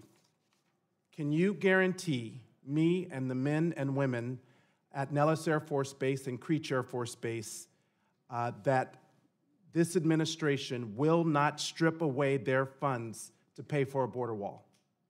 So I would need to look at the individual projects, so let me tell you the rules. Can you provide that information to me and this committee? The answer to your question, so let me tell you how, if we look at the list. I was asking, can you respond to, you said you can't answer today. Can you provide that information For the record? For the record, yes. Yes. Thank you. Please continue. Sure. So what we provided to Congress was a list of all the projects that had not been awarded as of 1 January. And that showed the pool, the universe of projects that were in process. And so what we committed to is if the project was scheduled to be awarded before 30 September, in other words, during the time period when the budget was under consideration, those projects wouldn't be affected. So with regard to the ones from Nevada, I'd have to look at the award dates, but I believe that was information included in the report we provided. What's the arbitrary standard with an award date? These are critical missions. As you know, Nellis Air Force Base, Creech Air Force Base provides some of the most critical military operations in our national security interest. So Nellis is absolutely essential. Let me just highlight Creech the value of Nellis. is absolutely is as well, as you know. There's a range of facilities in Nevada that are valuable to our national security. They're essential for the training and for a number of different functions they perform. The reason for the date is that the 3.6 that you mentioned the President requested, if enacted by the Congress, would allow all of those projects to continue. And so if we were to take funds from a project scheduled to be awarded this month, that would be delayed until such time as the appropriation bills were enacted. But is there no determination of the nature of the impact to those cuts to the military bases other than an arbitrary date? The first one is the date. The second is within that pool, how do we, whatever the number is that the Secretary eventually identifies, those would be based on protecting those items with the greatest effect on readiness. So which are the projects that we need, because the pool of things that are awarded after 30 September is greater than $3.6 billion. So it's only a subset of those that would be affected. And as you point out, the merits of that individual project would play a factor in the determination, absolutely. And when will the department determine the specific projects it will defer? Sure, so the process we have is we have the request from, we have the information from DHS where we said under 2808, what are potential construction projects? They've sent that to us recently. That then goes to our joint staff who does an analysis of whether or not those projects meet the legal requirements of 2808 of being in support of our military presence. If they concur it does and identify certain projects that do, the Secretary of Defense will make a decision whether it's 3.6 billion or some lower number that says, okay, this is what we're going to do either now or in total. We'll match those up with these are the projects that we would need to defer or at least flag until we get an enacted bill, and then we'd provide that information to Congress so you would know. So I look forward to your response and the guarantee that you will tell us whether or not these critical missions at Nellis Air Force Base and Creech will be threatened based on the proposed cuts by this administration. Thank you. The gentleman's time has expired. I now recognize Mr. Timmons from South Carolina for 5 minutes. Thank you, Mr. Chairman. Thank you, Mr. Norquist, for coming before the committee today to answer our questions. I want to start out talking about the national debt and its impact on our ability to fulfill the national defense strategy. So in 2010, the chairman of the Joint Chiefs at the time, Admiral Mullen, stated that the national debt was the greatest threat to national security. At the time, it was $13 trillion. So fast forward 9 years, we now have $22 trillion of debt. We're likely going to have a $1 trillion deficit budget this year, and there seems to be no end in sight. So what I want to ask you is, there will be a point where we can no longer borrow money. What happens if we reach that point and we tell the Department of Defense that they're going to have 20-25% cut in their funding?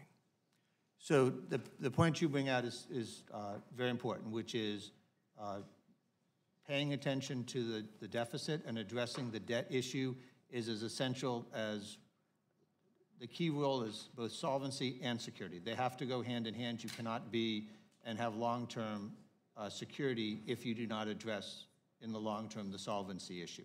If the consequences you pointed were 25%, you're looking at basically a stronger and deeper version of sequestration. You would dramatically reduce the size of the force, you'd cut back on training, you'd lose a lot of the critical equipment, you would have bought into a force that you would not be able to sustain. So would you say that our skyrocketing national debt is one of the greatest national security threats facing our country? Absolutely. Thank you. I want to discuss one other issue with you today. So in the budget request for fiscal year 2020, 8 new F-15s and 78 new F-35s were requested. Last year, it was 0 F-15s and 93 F-35s. So why did the Department of Defense decide to request additional fourth-generation aircraft, the F-15, this year when there was no money appropriated for them last year? And why did the request for the F-35s decrease?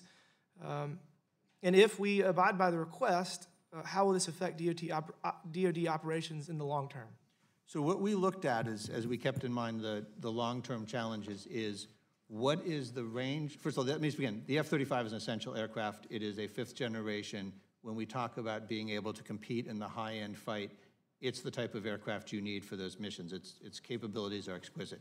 It is also an expensive platform, particularly in terms of long-term maintenance. So what we looked at is, are there functions that we need aircraft to perform where that is not the necessary requirement? And so you look at capacity. Non-stealthy aircraft can carry more munitions on the wing, so their capacity is greater. Their long-term maintenance costs are lower. So the answer is, you need a mix, and that's one of the things that this budget is designed to do, is to introduce a mix. We're still committed to the F-35. It's the core of our future, but there are missions to which using the F-35 would be an expensive overkill for the type of target and function, and the answer is a fourth generation can perform that function just fine. That was a very helpful answer. Thank you. I yield back my time. Thank you. I thank the gentleman from South Carolina, and now yield 5 minutes to Mr. Panetta from California. Thank you, Mr. Chairman. I appreciate this opportunity. Mr. Norquist, thank you for being here and your preparation. not only for being here, but everything that you have done leading up to this point. So appreciate your work and your service. Thank you. Just some quick questions. Gonna throw you out some softball questions here real quick.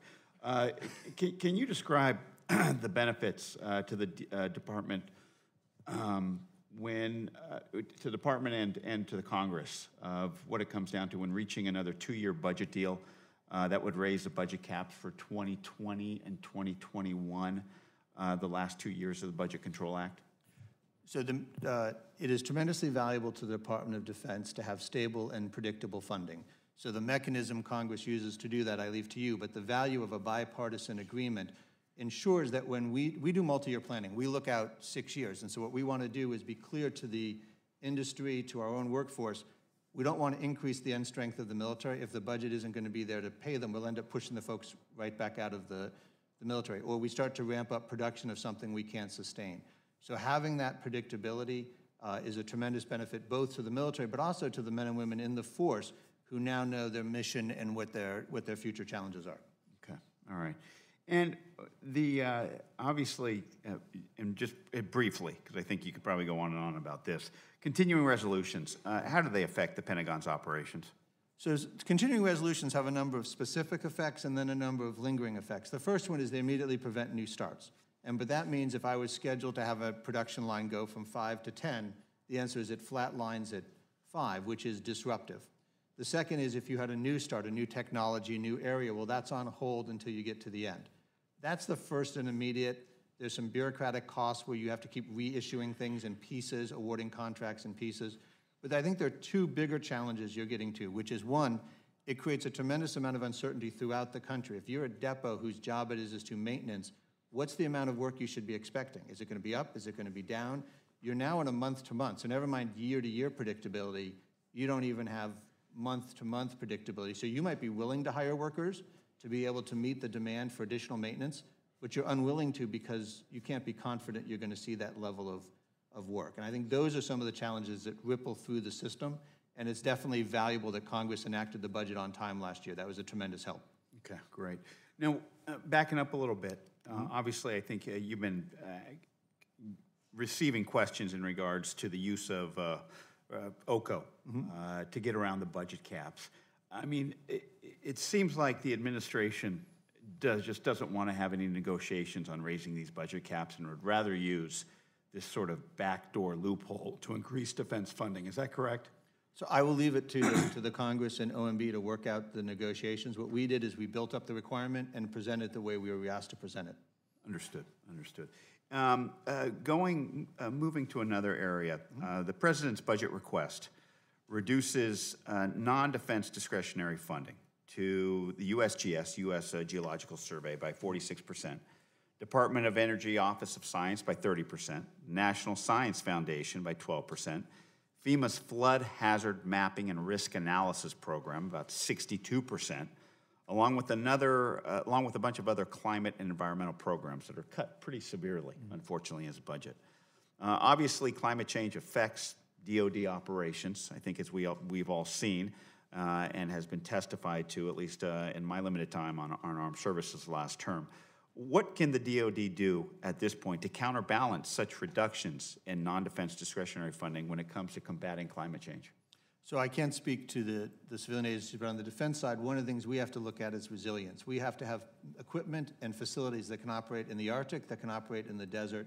We have to have facilities, and as we've had some of these recent hurricanes, redesigning them to be more resistant to the higher winds and other issues that we have to deal with in order to be able to operate regardless of the conditions we face. Great, great. And once again, Mr. Norquist, thank you for your time today. I yield back. Thank you. Thank you. Mr. Chairman. I thank the gentleman from California, and now yield 5 minutes to Mr. Woodall from Georgia. Thank you, Mr. Chairman. Thank you for being here, Mr. Norquist. I wanted to talk about things that we can do better. I think everybody at the table that has a passion for the nation wants to see a strong DoD that is doing executing the mission the way we want it to be executed. I'm not picking on the Navy in any way, shape, or form. It just happens to be the GAO report that was on the top of my desk most recently, looking at shipbuilding challenges. and contractor overruns. What am I seeing in the defense budget this cycle that goes directly in line with we're going to do the audit because we need to know where the challenges are? We've identified so many challenges in our contract and procurement system. Talk to me about some of the changes that we're going to see in this next round of budget request. Sure. So one of the things we're looking at in the budget, we're looking at, and I'll use IT as an example. When you buy licenses through IT, you tend to pay a certain amount if you're buying one, and then slightly less if you're buying in 10 and so forth. One of the things we're trying to do is make sure we have a visibility over all the licenses across it so we can consolidate them. And we're going through, and then when you purchase those centrally, you get a lower price. You also get IT security improvements because you know where they are and how they're deployed. And so as we work this in parallel with cybersecurity, we're being able to drive down the cost of what we order. The same sort of category management approach applies to other areas. People buy pharmaceuticals. We have a range of contracts that do that. Well, that means there are certain drugs that we get at different prices based on different contracts. The ability to go across those, order it off the least expensive one, save the taxpayers money. So there's a series of reforms in those areas, and I believe that the acquisition folks, I can get you some things for record of what they're doing in A&S with regard to shipbuilding and others. Because I would call much of that the low-hanging fruit. Sadly, HR is getting higher and higher as a percentage of the budget, and so yes, dealing with prescription drugs is a bigger and bigger issue. But when you're talking about a multi-billion-dollar piece of equipment, those overruns, even at the lower end of the percentage scale, become quite the challenge. On the Transportation Committee, we've had those conversations about the new way FAA is certifying planes, all the ways that technology has led to a faster and more efficient safety certification. Are we seeing that same thing in DoD? What differences will I see in the way that we procure and certify equipment today from, say, 15 years ago? So I think one of the things that OT&E has looked at is how to when they do testing, how to combine certain tests within a certain operation, or how to combine some things in DOT&E so they know they work by that time to get to OT&E, to not be as segmented in their approach. I've talked to the individual who runs that organization. He's very excited about the reforms and the benefits they're able to get. Certainly depends on the program. Certain ones, the answer is you're going to take them methodically because that's what's required to ensure you get the right product. But where we can see savings and efficiencies, we're eager to try and grab them.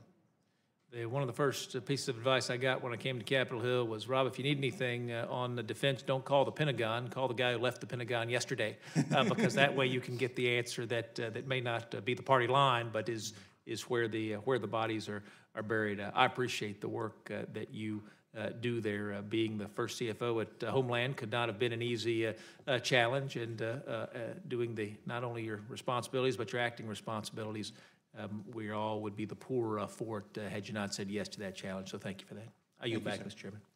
I thank the gentleman. I now recognize the gentlelady from Washington, Ms. Jayapal. Thank you so much, Mr. Chairman. Before I start with my questions for Mr. Norquist, I just wanted to clarify the exchange that I had yesterday for the record with Deputy Secretary Hargan. I mentioned that the CDC budget is being cut by 20%, and the Secretary responded that it was actually a 1% reduction. And then Mr. Woodall and I had an exchange where I said I would go back and just make sure my numbers were right. So to be clear, the CDC's budget authority is $5.3 billion for 2020 compared to $6.6 billion for 2019, which is the 20% reduction I mentioned. Secretary Hargan is not wrong that the overall amount allocated is just a 1% reduction, but in fact what they did is substitute discretionary spending with mandatory spending on vaccines specifically, which means that all the discretionary programs within the CDC would have to be cut in some combination for that 20% discretionary reduction. And in the past when that has happened, the elimination, the cuts have been to things like the Cancer Prevention and Control Program, the National Early Child Care Program, and many more. So I'm hoping that Mr. Woodall and I can work together on an amendment to restore some of that funding to the CDC, and I look forward to that.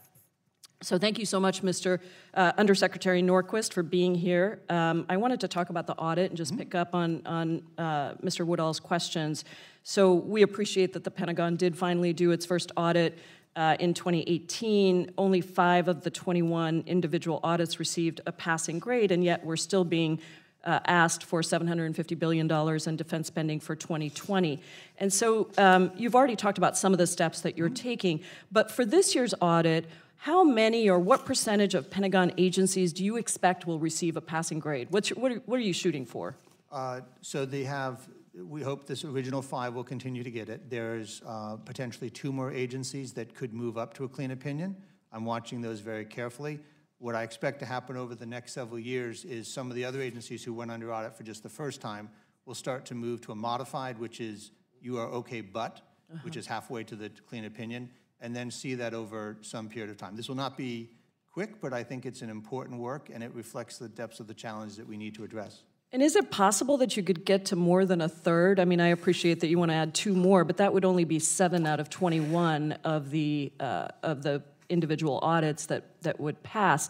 How can you get to a higher level when you're asking for such a big appropriation, and we all want to support the Pentagon, but we want to make sure that every single dollar is spent wisely? Can you push so that the Pentagon doesn't have just a goal of adding 2 more clean pieces there? Can we get to at least 50% by this year? So what we've done to track it is what the auditors actually issue us is called a notice of findings and recommendations, where every time there's a specific problem, they say, here's an NFR, and we have, I think, 2,300 or more of those. In order to get to a clean opinion, you have to reduce those numbers to such a small amount that they can give you a clean opinion. So what we're tracking is, rather than simply pass-fail, how are you doing on reducing those 2,300 NFRs? We have a database to track them. We have people who are accountable. One of the things I want to be able to do for Congress, because it's a tool that I used when I was doing this at Homeland Security, is a year from now, 2 years from now, here's the organization that used to have 200 NFRs. They're now down to 50. Here's the organization that used to have 100. They're still at 100. You might want to invite them to a hearing. And that allows you to get past the question of the department to organizations within the department and individual functions. Are they making progress? Are they fixing it? But I think for the Congress, the frustration is if it's just pass-fail, you're just going to get there's a bigger frustration, which is that the Defense Department has more unheeded audit recommendations than any other agency, according to the GAO. So as of September 2018, the Pentagon had failed to implement more than half of the 1,122 recommendations that GAO had put forth between 2014 and 2017. So it's not like these are new recommendations. They've been in the books for some time. And actually, of the GAO's 68 priority recommendations, only 18 were implemented. So how are you ensuring that you're allocating resources to really look at those top priority recommendations and get those into place right away? I don't know why we would need to wait on implementing those recommendations. So you wouldn't. So what? Let me take the 2 parts, because there's recommendations and then there are the findings from the audit. Some come from IG, GAO, but we do both. Right. So with regard to the audit, what we said for the priority is real property, inventory, IT security. Of all of the audit findings, those have the most direct effect on the taxpayer. They have the most direct effect on readiness. The Secretary issued a directive to each of the services to prioritize those areas. Within the other ones, I met with each of the services to go over that larger list with the IG there. We always invite the IG to these meetings. What's the process to track them? What's the organization? Some of the services, the IG felt had a much better process, so we've got the other services in, looking at that and adopting it. But our goal is to be able to identify those, as you point out, those ones have the highest payoff and drive those first. There's a volume issue, but you still can focus on the highest priorities and work on those first.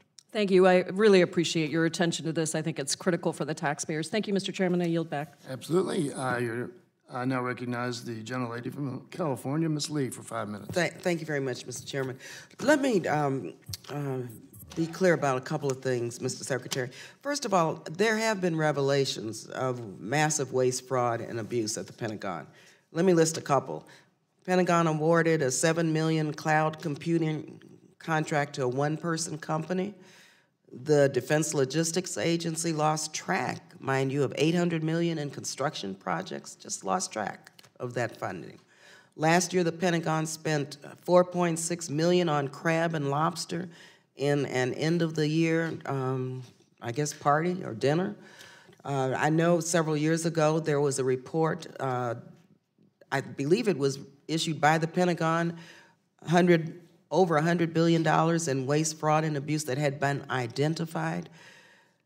So, Mr. Secretary, should taxpayers throw more money at a department unable to combat this kind of waste, fraud, and abuse, or even understand how much it's spending? I mean, just in terms of being prudent about taxpayer dollars, one would think we would stop the increase minimally of funds going into the Pentagon until at least these areas are corrected for. Why would we continue to give you more money, more money, more money?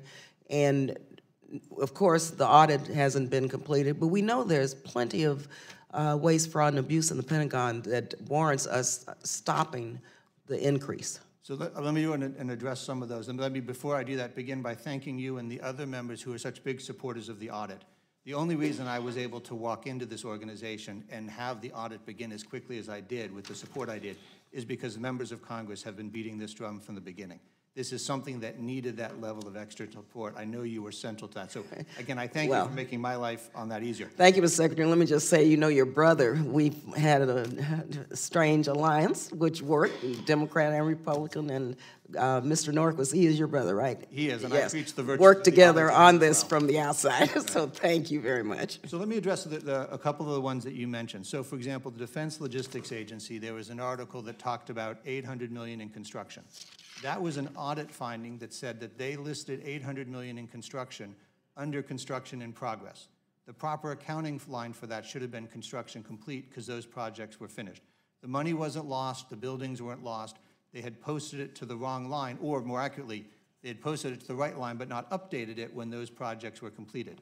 We care, we need to get that fixed, but that's not a misuse or misplacement of the $800 million, but it's one of the things that we look for under the audit for discipline. The other one that got my attention is you mentioned the $4.6 million related to lobsters. I saw that article, I had the same reaction you did. I started drilling down and said, who's buying this and what is it for? What I discovered, first of all, it's not a year-end issue. That actually is, we buy food for the military all year long. These are then put into the chow halls. Either they purchase it with their own food allowance, or in some cases, the unit they belong to pools their money. And so some days they'll have pasta, which is less expensive, and then on Friday they may have a fancier meal with either surf and turf or something. So I ran the numbers, 4.6 million with 1.3 million active duty. You're talking about $4 a month, so you're probably looking at one meal a month, which has that sort of seafood. So you're right to raise the concern. Whenever I look at year-end funding, my first question was that a bureaucracy organization having a party? And in this case, it's not. It's the food for the soldiers, and it's the type of thing that is part of our operations. So I don't think that one's a concern, but I share, when I see those, I have your same reaction, which is, what is that drawing? Is that something I need to go after somebody for, or am I just reading a news story that sensationalized it? How about the cloud computing contract? I'm not as familiar with that one, Congressman. Okay. I'd have to go look at that. Well, I think generally, though, when you look at the waste, fraud, and abuse over at the Pentagon, and again, I hope you would go back and find the report that the Pentagon issued a couple of years ago, $100 billion plus. Defense Business Board. Yeah, and what to me seems to be totally, you know, I think it's not keeping with what the three pillars of our national security strategy should be in terms of defense, diplomacy, and development. We're looking at an increased, bloated military budget that far outweighs now the other two pillars of our national security strategy. And in fact, we see now cuts, huge cuts in diplomacy and development. And so I would hope that you would find a way to make sure that this administration understands we need to put some checks on this bloated increase and go back to the drawing board. And also with regard to OCO, I know others have raised it, you know, we need to be honest with the taxpayer, and we need to let them know what we've committed to pay. And I once again believe you need to include that as part of the base budget or eliminate it totally. So just, we share your concern. One of the things we do is we build the budget for defense off of the requirements, but we have a responsibility for stewardship, so whenever we see these issues, we police it. I've read the Defense Business Board report you're talking about. The challenge I have, and I know the previous administration was the ones who first received it, is it lays out certain categories and then says if defense could get 7% more efficient a year, it could save money, but it doesn't give us particular ways forward. Some of those areas are the very ones I was talking about earlier, where we have put processes in place to try and drive efficiencies in them, because we share concerns about trying to get the most for the taxpayers' money in those areas. Gentlelady's time has expired. I Thank you, now Mr. recognize the wonderful ranking member, my friend from Arkansas, Mr. Womack. Thank you, Mr. Yarmouth. Thank 10 you minutes. for your time, and thank you, Mr. Secretary, for your being here today. Before I ask a couple of questions, I'd like to take a minute to address some misinformation that I think has been raised during the hearing today. First and foremost, one of my friends on the other side of the aisle claimed that there's little congressional oversight on the Department of Defense. I would respectfully disagree. There have been over 50 consecutive National Defense Authorization Acts signed into law. I happen to be a member of the House Appropriations Committee on Defense and have many oversight hearings relative to defense spending. I think it's a significant benchmark, especially when you consider the infrequency of some authorization legislation in the Congress of the United States. There are other authorizing committees that should do a lot better job. I also like to point out the conflict my friends on the other side of the aisle seem to be having. They can't seem to agree on a defense top-line number. Some criticize the defense budget. Ms. Lee just said it was bloated, questioning the motives of leadership in the Department of Defense. Others have spent time expressing concern about how failure to invest in certain DoD projects will affect their districts. So we get mixed signals, which leads me to wonder, what's the plan? You know, what are we going to do with defense funding? I'd also like to point out that during the discussion, one of my colleagues on the other side of the dais said that increasing our defense spending does not align with the priorities of the American people. Well, according to a Gallup poll earlier this year, a vast majority of the American people are satisfied with our national defense. This budget request will ensure we continue this level of national security going forward. And I would signal that the distinguished witness that we have here today is doing a great job. He did it at Homeland Security. He's doing a great job in the Pentagon with audits and other oversight matters, and I compliment them on that. So I do appreciate it. There was also a question raised, though, about the border wall and the movement of money away from some programs to accomplish better border security, the impact on readiness, if any. The effort, though, is comparable to many of the military's impromptu humanitarian aid missions. Isn't that correct, Mr. Secretary? Correct. We respond to requests for assistance from DHA here. We respond to requirements to go and assist both our country and others in response to a hurricane or other disaster. Yeah. So let me get to a couple of questions. One, assuming that we are successful in satisfying the Pentagon's desire for a $750 million budget in 2020, can you guarantee the national security of the United States of America? Does that guarantee everything? So we give you the money, you guarantee that we're going to be safe and secure. So the enemy gets a vote, and I think that we have to be attentive to that, but we believe that that type of resources allows us to secure the country and provide a robust deterrence to deter adversaries. So because the enemy gets a vote, though, am I hearing you say that that doesn't not necessarily guarantee? There are some other factors that might be involved in whether or not $750 billion would be, satisfactory. Well, there are some types of challenges where you deter an opponent, but if your opponent is sufficiently unreasonable, then you have to respond. And so what we look for is, one, that we can deter, and if you have an opponent who is not deterred, that we can then defeat. Okay. And that's the challenge we face. But it's safe to say, though, that if you provide this level of funding, the likelihood is you'll have a better chance at peace through strength because... Absolutely. You will have a military that deters others from seeking aggression. We want to push them for peaceful competition. We understand we're going to have competition with other countries, but we want to stay on the peaceful side. And the more we can deter them from either open conflict or that sort of cyber gray zone conflict, the safer we can keep the country. And both in the near term as well as 5, 10, 15 years from now, making those investments to have deterrence in the future. But $750 billion is a lot of money. It is absolutely a lot. Any number that ends in a B is a large number. Buy a lot of things, wouldn't it? It absolutely would. So what would it take? I want to shift away from defense spending for just a minute and go back to non-defense spending, which has been raised by some of my colleagues on the other side. How much money would it take to guarantee a citizen's prosperity?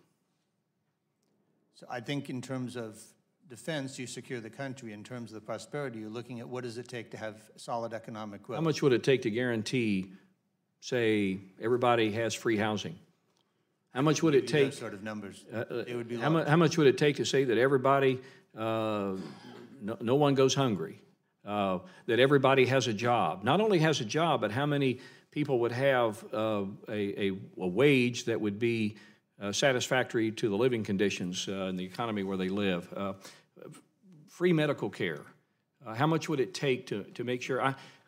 Because I distinctly remember hearing my friend from Minnesota say, and I thought she misspoke, but she said that we should guarantee Americans' prosperity. I thought she misspoke, but she said it again at the end of her comments, that part of what this country's purpose is to guarantee somebody's prosperity. Do you agree with that statement? Should we guarantee someone's prosperity? What we need to do is provide opportunity and the advantages of a strong economy. I think if you were trying to get a sense of your estimate, a third of our budget is dedicated to the pay and maintenance and healthcare and housing of our own force, and that's only 3 million people. So if you wanted to multiply that out, that would show you the scale at which you'd need to operate. But clearly, having a safe and secure country, everything begins with that. That's the correct? prerequisite. And if you don't have a safe and secure country, none of those other things make any difference because we'd be vulnerable. Absolutely. Okay. I think I've made my point. The difference is in the Constitution, as I said in my opening statement in the preamble, it says provide for the common defense. That is a constitutional imperative. And then I think on the other side, on the non-defense side, it's more a case of creating the conditions on which someone can live that American dream, can be prosperous if they make good decisions, and if the government is there to create the climate on which that those decisions can cause somebody to enjoy success in their life and, as I say, live that American dream. I'll leave it there. I want to take the last couple of minutes of my time, talk a little bit about something that you mentioned earlier about budgeting and appropriations. I personally think, and I'm not going to get any argument from the chairman because we are both in sync on this issue. We both served on the Joint Select Committee on Budget Process Reform last year, did a lot of great work. We were both yes on the minimal reforms that we were anticipating making, but you said earlier that longer lead times is preferable. I would argue the Defense Department operates unlike any other federal bureaucracy. You've got to have long lead times. You don't build aircraft carriers overnight. You don't respond to threats. I mean, we have to respond to threats. We got the fight tonight strategy, but we've also got the implications of long-term and large-scale potential conflicts looming out there that we have to be prepared for. It's a tremendous fight to keep up with the ongoing needs of the Department of Defense. But how critical is it that the Congress of the United States deliver on some kind of process that can give better certainty to the Defense Department as it concerns budgets and appropriations? I think it's absolutely essential. If you realize the challenge you get if you build a budget thinking you have one size force and then the budget radically changes, you spend a lot of money to build a capability that you can't use, and so you've lost billions of dollars when you have that sort of swing. You also create instability for the families who live in the military and who serve in terms of when they have, we had a shutdown, and you used to think of the National Guard. On Friday, they have to decide, and this was not this year, luckily we had the appropriation bill on time, our Guard was spared these challenges, but in prior years, they have to decide on Friday whether to drive to their duty station on Saturday. But the vote on the CR is at midnight, or sometime late on Friday. They're already in their car, or their unit's already canceled the drill. That sort of back and forth creates personal disruption, and when you're trying to increase retention and keep people in the force, that sort of stability matters for them as much as it does for our industry and our contractors. Mr. Norquist, I thank you for your service. Behind you, you've got group of staff back there, some familiar faces, and I know the kind of work that they do, and you're blessed to have them, and we appreciate your service to our country and the work that you're doing in the Pentagon, and I thank you for being here today. Thank you. They're amazing. Thank the ranking member, and we have a new arrival. Now recognize gentleman from California, Mr. Khanna, for 5 minutes. Thank you, Mr. Chairman. Thank you, Mr. Norquist, for being here. My first question is regarding the $1 billion reprogramming. I just want to understand how this works. Is the money already actually available to the Department of Homeland Security? I mean, can they start construction, or is this just an accounting shuffling of resources? So the money at no point goes to the Department of Homeland Security. The request came from them to us for assistance. The Secretary did the review, we did the analysis, agreed it supported and complied with the law. The reprogramming went up to Congress. So that money is moving inside the department between one account and another. It then goes to the Corps of Engineers, who would actually obligate those funds and put it under contract. And when does it go to the Corps of Army Engineers? At any point. I'm not sure exactly at what time it mechanically transfers. They need it before they go to obligation, so they have to go through their contracting process. I can get you for the record what the status of the funds are in terms of when it transitioned inside the department. So, and then they can start using it to build the wall. And has the Department of Defense, in your experience, since 1983, ever reprogrammed funds without prior consultation of Congress? I'm not familiar with us doing a reprogramming without a prior, the reprogramming is that rise to the threshold of requiring prior approval. The larger ones, I have not familiar with us ever doing it without that. It seemed, I'm on the Armed Services Committee, and it seems Secretary Shanahan was almost pained that of the implications of making this decision. Do you agree with the Secretary that there are some negative consequences to reprogramming without Congress's consent?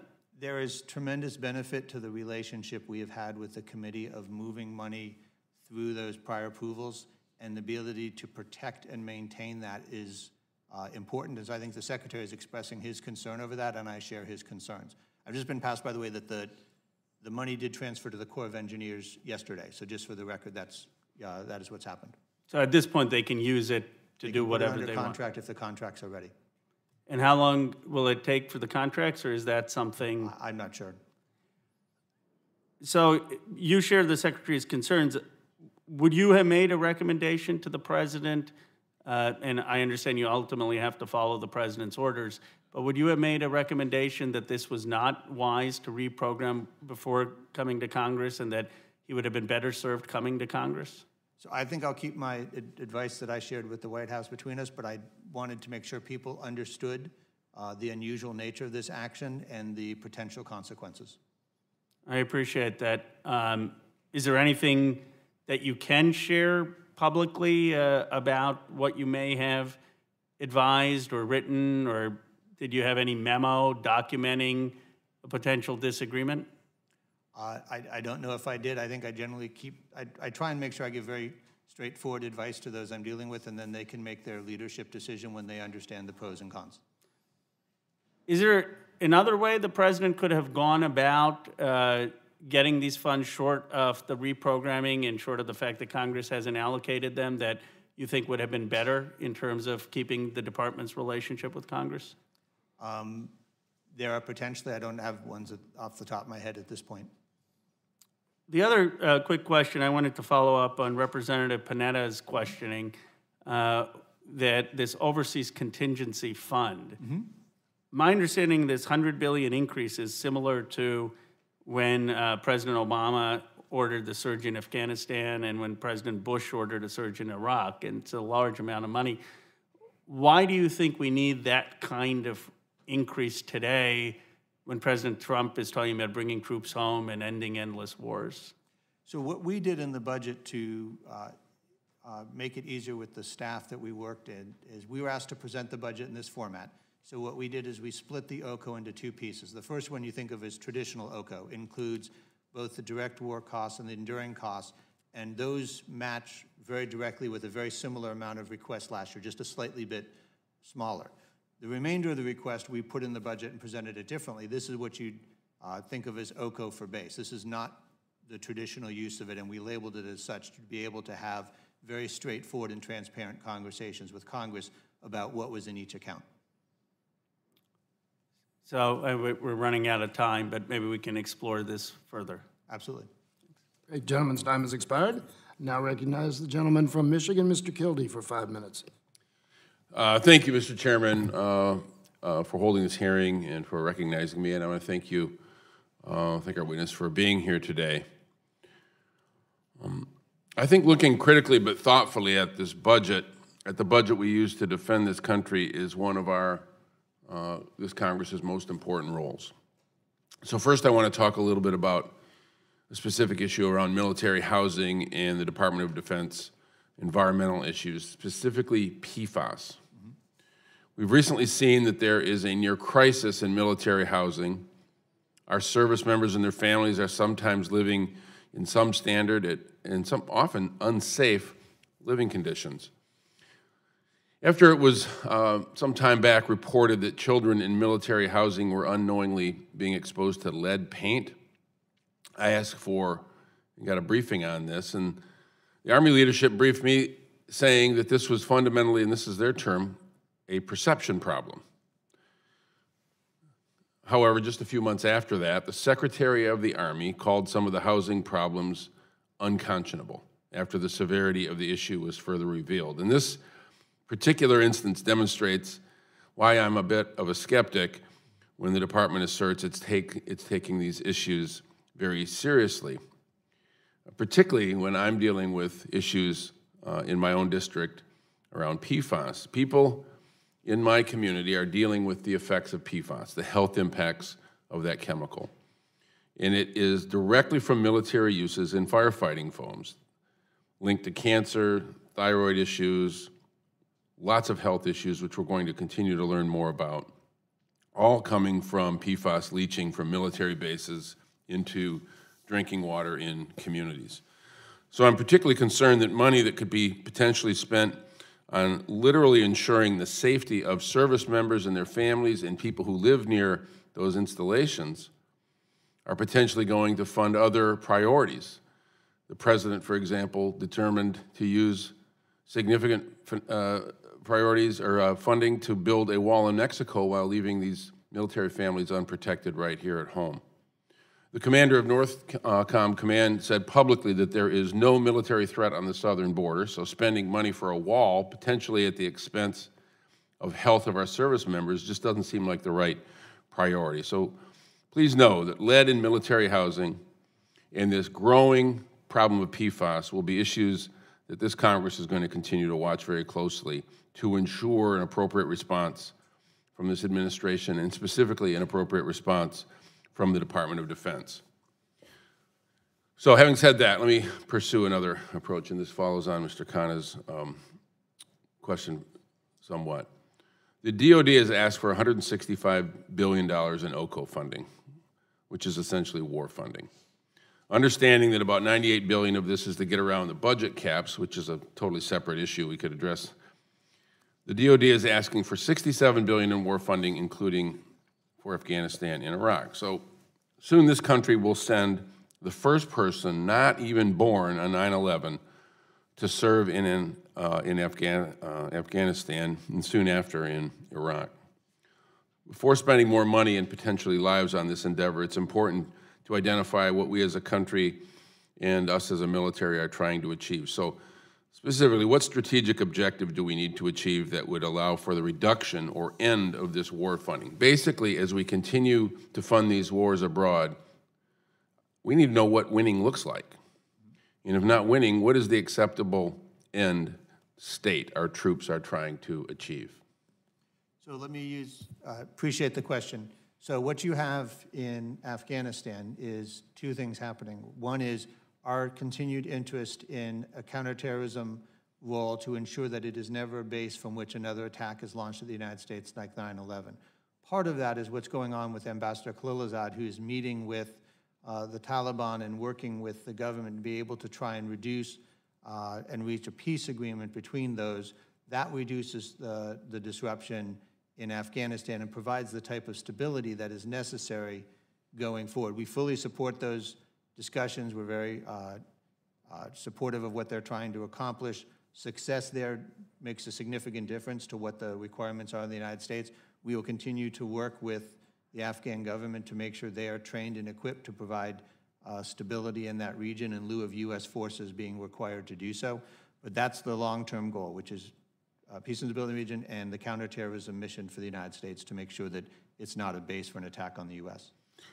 Well, I appreciate that. I think this has been an awful long time with really unclear delineated outcomes for us to continue to spend this sort of money. If I could just return to my first point, though, I would really beg that the administration take a close look at the priorities. If we see a president who's willing to declare an emergency for something that the Congress itself already deliberated and disagreed with him on, and spend billions of dollars if he has his way, but leaves at risk military families and people who live around military bases subjected to dealing with either lead in their drinking water, or in the case of PFAS, Defense Department caused contamination and seems completely unwilling to address this problem anywhere near the scale that we have a responsibility to address. I would ask very serious consideration be given to whether those priorities are a real reflection of what it takes to protect Americans. Gentleman's time has expired. Now I yield myself 10 minutes, and you're about at the end of your two-day ordeal. We appreciate your testimony and your responses and, of course, your service. You said in your statement that our budget is related to our national defense strategy, and I'm curious about the defense strategy because I think a lot of people will look at what we spend on defense, and then as well has been well recognized, what the next 7 or 8 countries spend on defense, and we spend considerably more than anyone else in the world. Presumably, they're faced with similar threats. Some of them have comparable populations. Some of these other countries, some of them have comparable geography. So I'm curious as to what makes the big difference in terms of whether it's strategy or other factors that require us to spend so much more than any other, even a power in the world.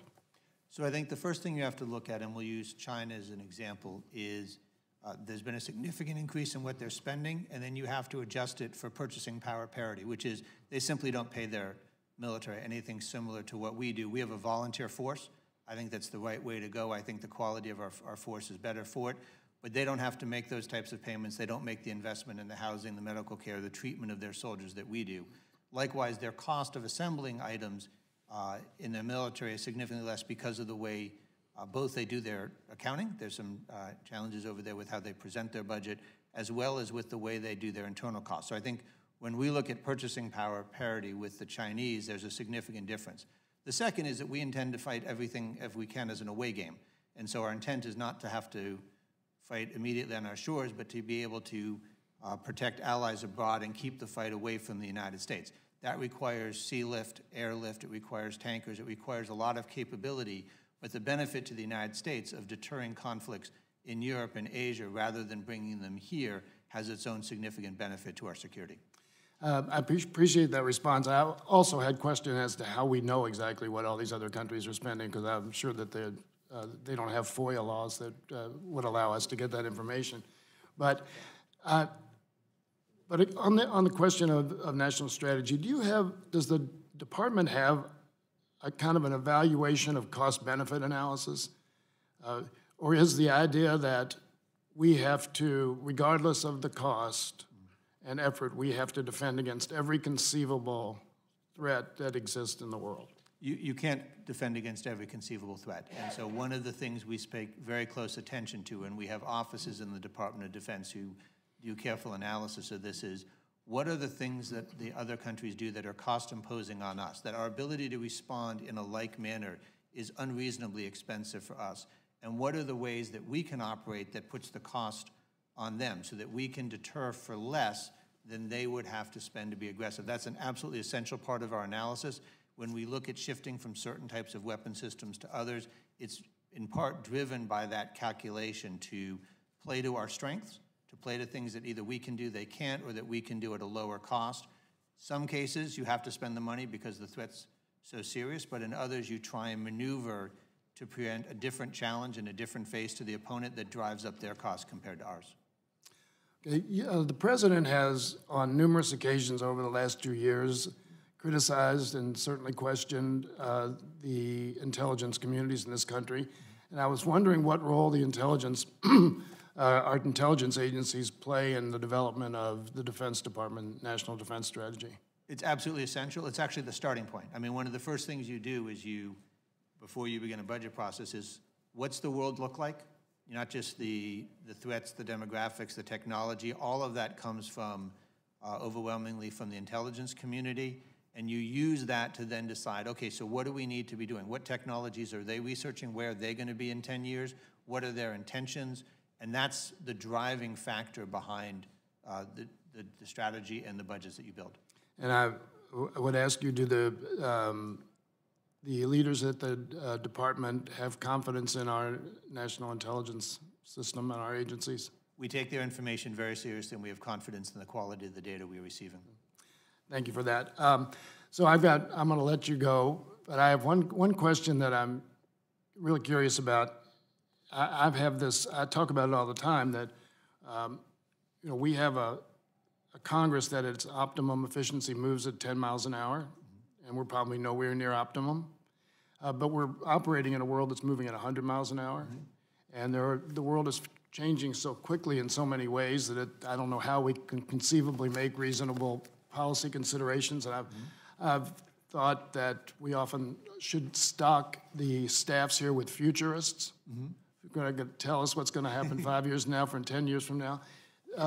Does the Pentagon have futurists?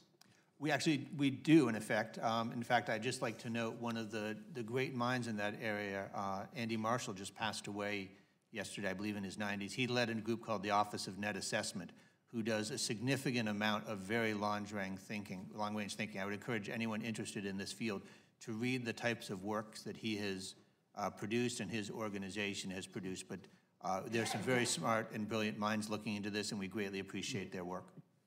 Very good. I'm glad to know that. That's reassuring. I hope every agency of government has one. And again, I think Congress needs more of them. With that, I'm going to yield back the balance of my time and thank you once again for appearing before the committee. Please be advised, members can submit written questions to be answered later in writing. Those questions and your answers will be made part of the formal hearing record. Any members who wish to submit questions for the record may do so within 7 days. Without objection, this hearing is adjourned. Thank you, Mr. Chairman.